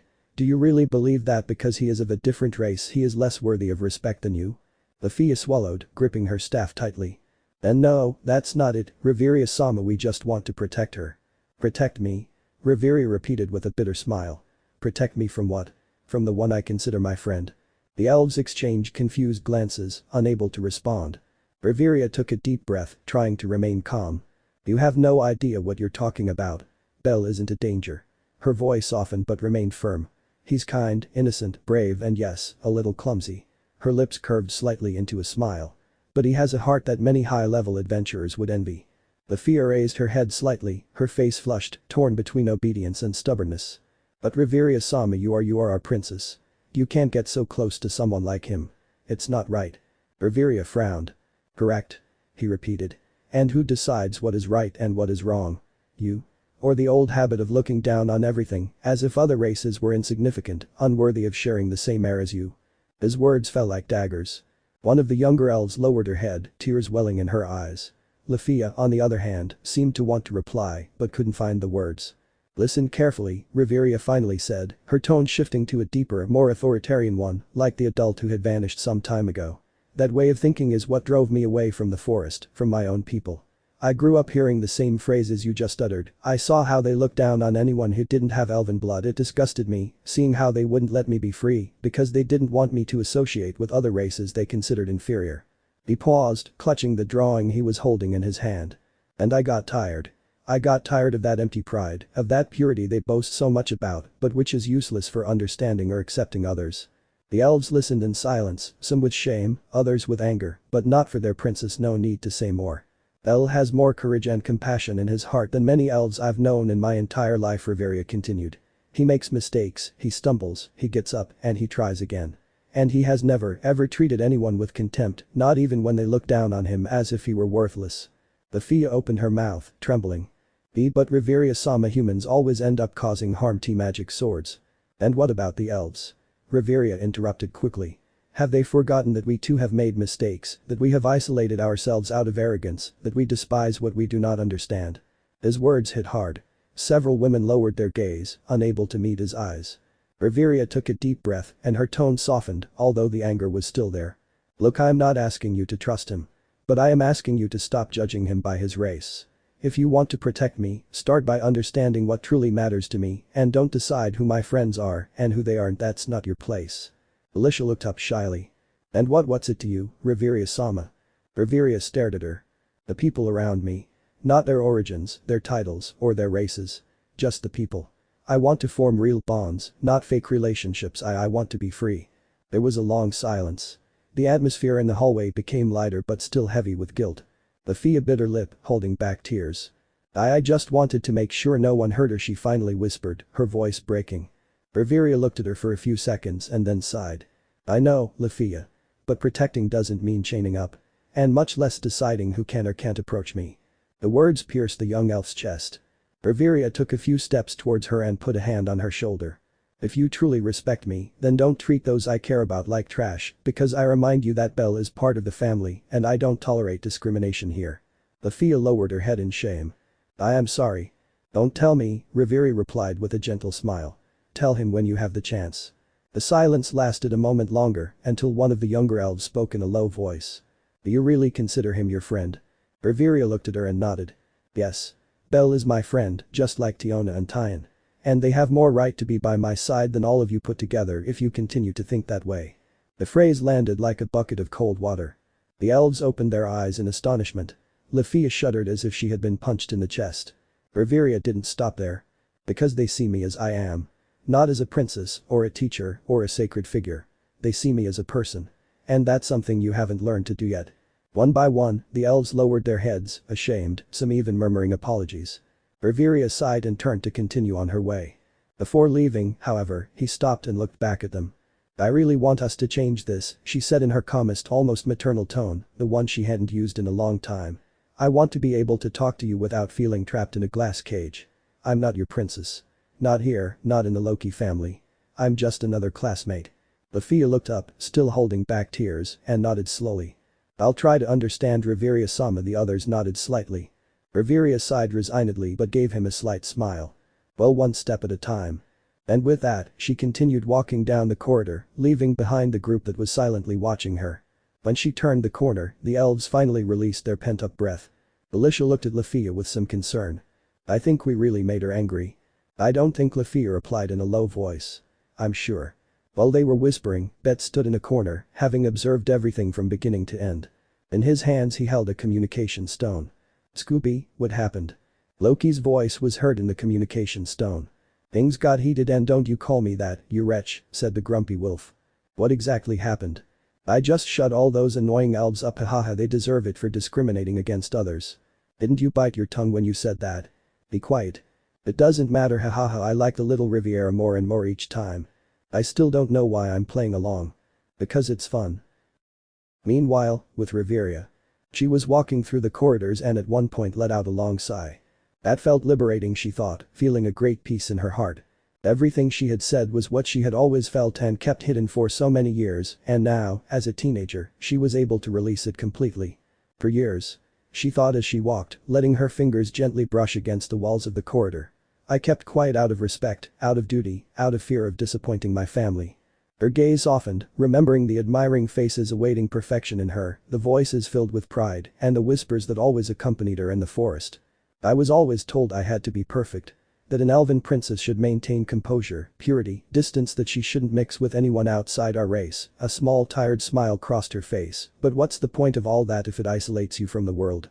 His footsteps echoed slowly. I used to think freedom was just a word, an idea I could never reach even after leaving the forest. But now I feel it here, in my chest. She gently touched her heart. I don't have to keep being the perfect princess everyone expects. I can just be Riveria. She closed her eyes for a few seconds, letting a warm sensation run through her body. And if that means making mistakes, laughing more, getting angry, crying, or even letting a human into my life, her lips curved into a genuine smile. Then so be it. She opened her eyes, brighter than before, full of determination. I'm not going back. This is me. And this time she held up the drawing and looked at it with a spark of excitement. This time I'll do things my way. With a calm smile, Riveria continued walking down the corridor. For the first time in a long time. He felt truly free. Now every morning he woke up with an excited smile, thinking about what new crazy thing he would do with those three. And thinking about those three. A happy smile formed on her face as she entered the dining room and saw Belle, Tiona and Tyan sitting at their usual table, chatting. Eyes.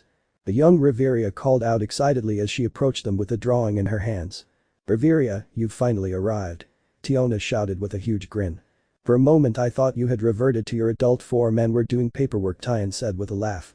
Not at all, I was just distracted by some things, said the elf, arriving at the table and sitting down next to Belle. And what were those things?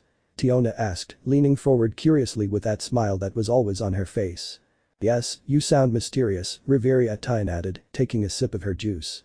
You're not planning another competition to see who can kill the most minotaurs, are you? Because I doubt Belle wants to participate this time. Belle let out a groan of pain as he remembered the dragging he received from the Minotaur. Riveria laughed softly. No, no. This time it has nothing to do with monsters. Belle looked at her curiously as she placed her fork on the plate. So what is it? You seem very excited. The elf smiled, lowering her gaze slightly with a faint blush on her cheeks. That action almost gave the rabbit a heart attack. Well, I had an idea last night. A little crazy idea, I suppose. Oh, I love crazy things. Tiona shouted, leaning her elbows on the table and looking at her with sparkling eyes. Show us, show us. Riveria, amused by the reaction, extended the paper she had been carrying so carefully. Okay, but don't laugh, he warned as he unfolded the drawing. The three of them leaned forward.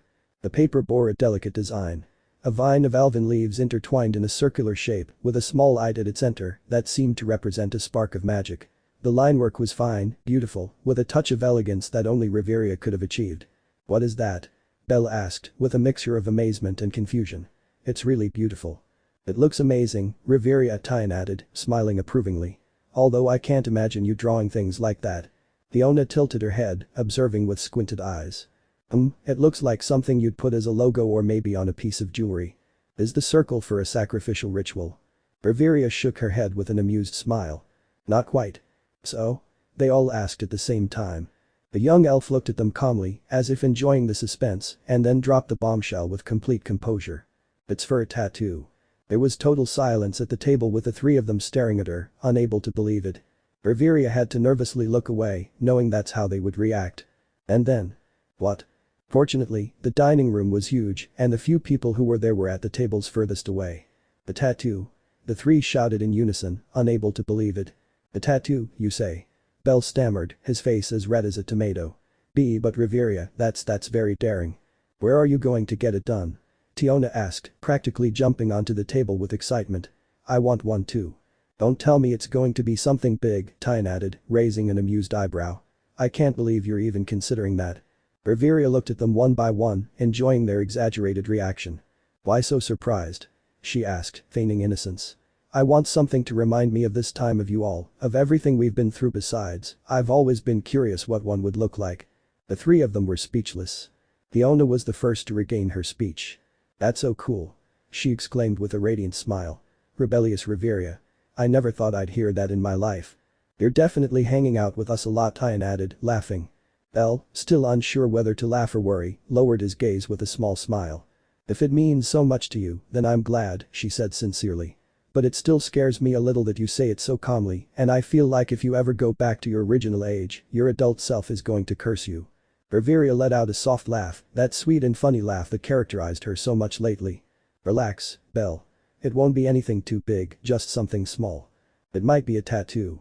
Tiona repeated, her eyes sparkling. I have to see this. Me too, Tian added, crossing her arms. I'm not going to miss the day the elf princess gets her tattoo. All the elves are going to die when they see him, Belle whispered. Riveria smiled as she carefully put the drawing away. Then it will be a secret until I have it. The three of them looked at each other, still processing what they had just heard, while the elf calmly sipped her cup of hot chocolate. I want to get a huge dragon tattooed on my back. Tiona exclaimed excitedly. I'm the captain's name, said Tian, surrounded by hearts. And you, Belle? I'm not going to get a tattoo. But if you did get one, what would the tattoo be of? The rabbit, Tiona whispered playfully. Of course not. So? Well, I don't know, I never thought about those things. Come on, Belle. Think of something. Tiona demanded. Quickly. Calm down. It's not that easy. While they were discussing the tattoo, Riveria just drank her chocolate with a smile on her face. She felt so comfortable. He saw them out of the corner of his eye. Tiona demanding an answer from Belle. Tian making daring suggestions. And Belle nervously searched for some answer. That made the beautiful elf burst out laughing. Yeah. I had no more doubts. They were his friends. And I hoped it would stay that way forever. End of chapter. Chapter 7. Invitation. When Belle joined the Loki family, he thought he would have a difficult yet normal life. He was a complete novice surrounded by talented monsters. It was obvious that he would just be a simple ant compared to them. And he wasn't wrong. His first week with the family went like this. Sitting alone at a table at lunchtime, watching everyone chat and laugh. Training alone in the training yard. Going to the dungeon alone because he had no friends. He thought his life would be like this, lonely but determined to achieve his goal. But that changed. Hello, Rabbit. That day changed when those two Amazonian sisters approached him at lunchtime, each with a lively smile. Just a few days ago he was just a nobody, and now two of the strongest girls in the family were talking to him. He wasn't going to lie. He felt happy and nervous about it, thinking that he had to speak well to make a great impression. Without imagining that from that day on she would become part of the group of those two Amazons. "Hurry up, Belle, we're going to get stuck in traffic." Whether it's going to jail, lunchtime, training, or going for a walk in the city. Wherever they went, the Amazons always carried it with them every day. And although his training was painful, he had to admit that he was very happy with those two. In just 1 month they had become her friends. And her best friends. And without realizing it, in his new family. Belle never imagined that two warriors so different from each other could get along so well with him, much less that they would drag him into their lifestyle.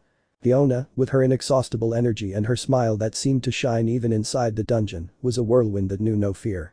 Tyan, on the other hand, was calmer, at least most of the time when Finn wasn't around, with a strength that commanded respect and a protective gaze that sometimes reminded him of an older sister. Both of them had adopted him without asking permission. And that made him happy. "Come on, you lazy rabbit."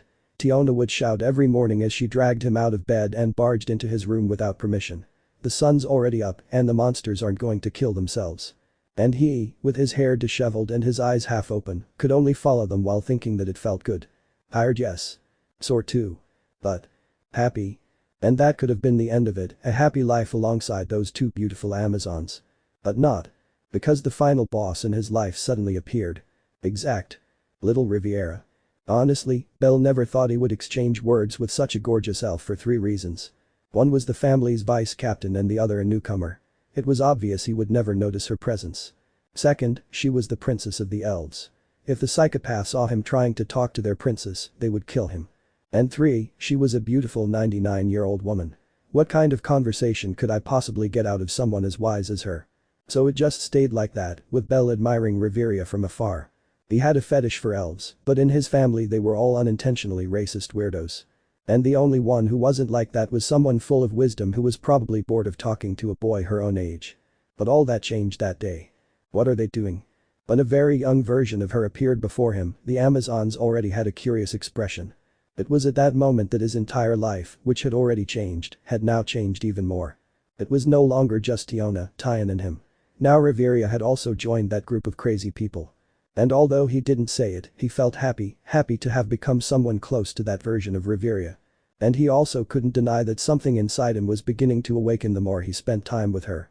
And since then, since he joined the family, a little over 2 months had passed, 2 months full of adventures in his life.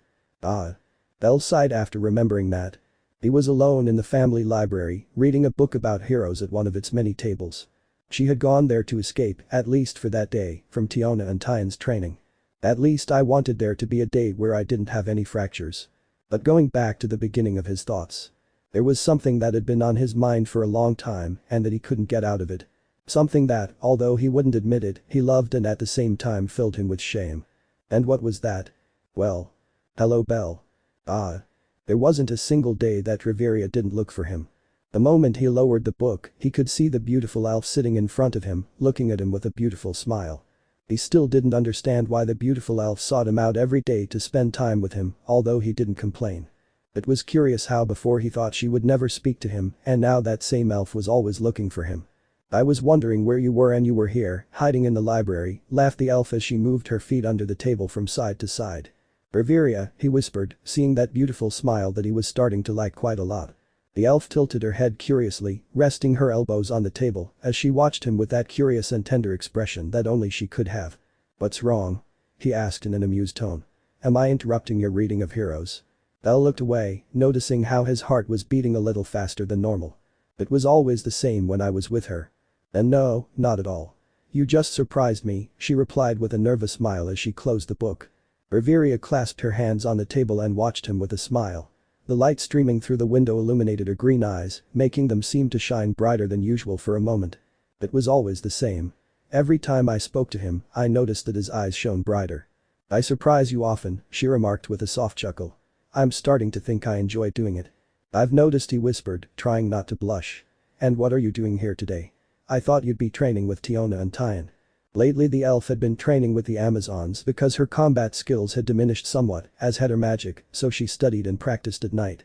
I decided to take a break, she replied calmly. Besides, I wanted to see you. Belle froze for a moment, his cheeks turning red as Riveria smiled at his reaction. See me? He repeated awkwardly. Yes. It's not so strange, is it? She said with a genuine smile. I always have fun when I talk to you. You're different. That word, different, resonated deeply in Belle's chest. In a world full of wonders, for someone like Riveria to say that to him made him feel special. I have a lot of fun with you too, he admitted quietly, not daring to look her in the eye. Although sometimes I'm afraid I'll say something stupid and you'll think I'm an idiot. Riveria let out a small laugh, one that had become more and more common since she had been with him. If you said something silly, believe me, I would have told you already, she joked. But no, Belle. I like talking to you because you don't try to impress me. You're just you, and I like that. Belle looked up in surprise. For a moment, time seemed to stand still. There was something about the way she looked at him that made his heart race. I had to go see a doctor. And in that silence, the faint sound of the wind could be heard coming in through the window, gently moving their hair. Riveria, he began, not quite knowing what to add. She just smiled at him. You know, she said softly. When you first came to the family, you seemed so lost, so alone. But now, every time I see you, you seem stronger. Not just physically, but here she pointed to his chest and your heart. Belle felt that simple phrase disarmed him. He wanted to answer but didn't know what. Thank you, she finally said. Really? Riveria nodded slowly, smiling, and leaned back slightly in the chair, looking at the ceiling. I'm glad to have met you, Belle, her words sounded soft. Perhaps it was destiny, or perhaps it was just a trick of the world. Belle smiled when he heard her, and although he didn't dare say it out loud, inside he thought the same thing. I'm glad to have met you too. They both remained like that for a while longer without saying anything. Just two souls who, without knowing it, were beginning to intertwine. And why were you looking for me? Belle asked, trying to remain calm. Upon hearing that question, Riveria smiled brightly again. Well, I didn't see you at Tiona and Tyan's training, so I was wondering where you were. That's why I decided to look for you, she explained, letting her cheek fall against the table, giving Belle a cute look. But here you were, reading stories about heroes. Her eyes fell on the book title, and she smiled. The Unlicensed Cyclist, what a curious name. It's an entertaining story, Belle whispered sadly. Although he's not strong, he tries hard every day. It reminds me of someone, Riveria said, letting out a lovely laugh. After that conversation, they both fell silent, with Riveria still resting her cheek on the table, looking at Belle, who was nervous because of the elf's gaze. He had to continue the conversation, or the silence would end up killing him. Hey, by the way, did you get the tattoo yet? She asked, smiling slightly. The tattoo? Riveria sat up straight again at the question. Nope, I'm really thinking about it since it's something I'll have for my whole life, I have to be 100% sure. I understand. But when I make the decision, rest assured I'll tell you so you can come with me. I'll be a little scared to be there alone, she whispered softly, as if afraid someone else might hear her. Belle couldn't help but let out a slight laugh at that action. Seriously, blessed be the being who turned Riveria into such a tender little thing. True. Then Belle remembered a certain detail. Something she had wanted to ask for a few days ago, but her embarrassment wouldn't allow it. It was difficult for him, and he would probably become a target for all elves, not just the female elves of his family, but the risk was worth it. Riveria.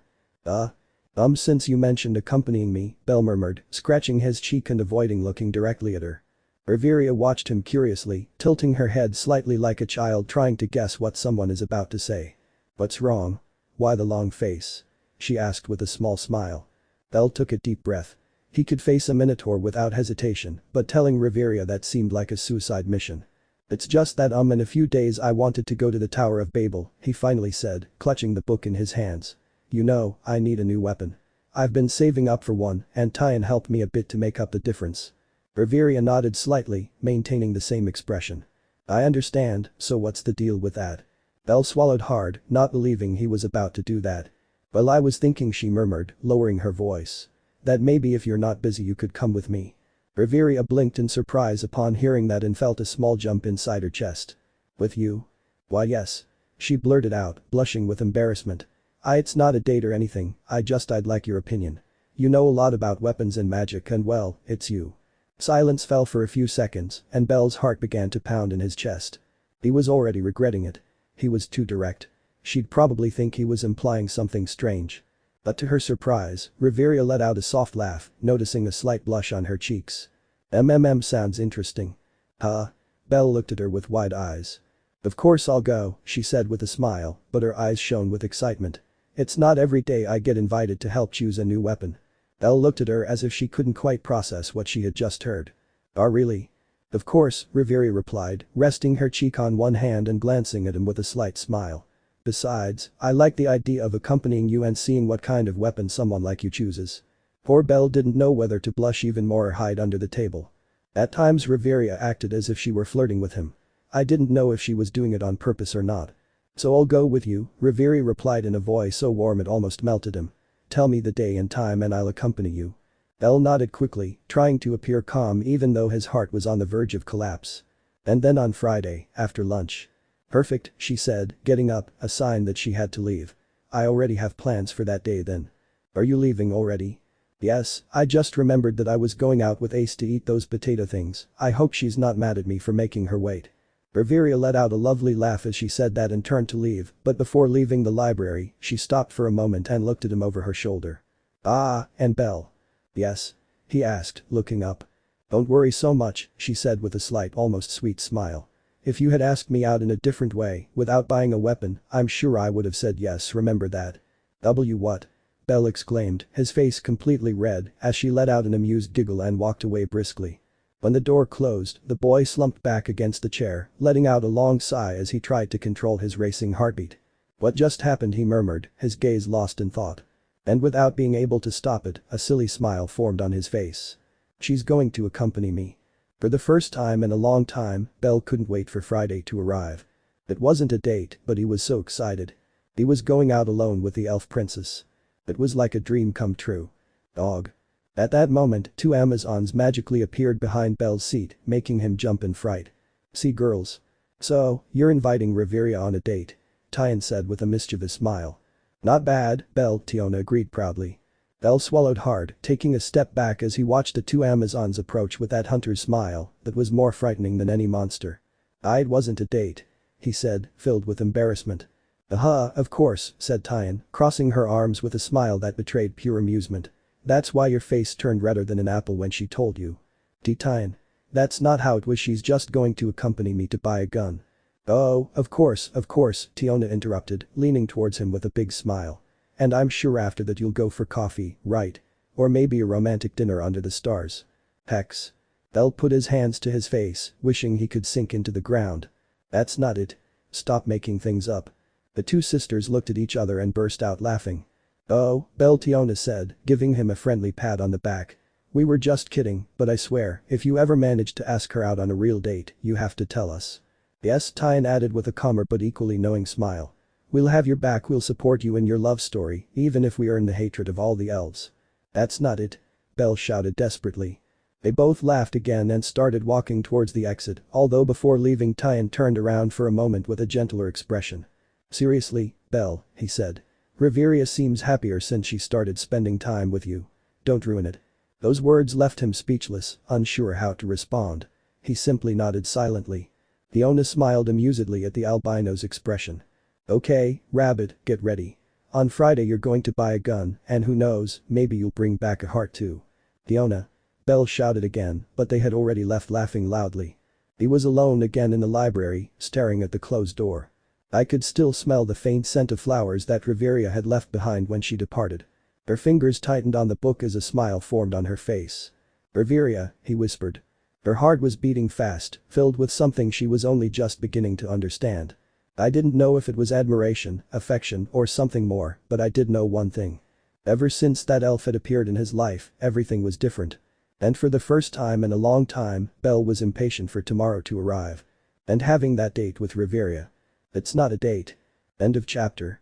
Let me know in the comments below if you guys want the next part. Also check out my other video that has been shown and left. Thank you for watching. If you enjoyed this video please like and share this video. And have a fantastic day. Bye.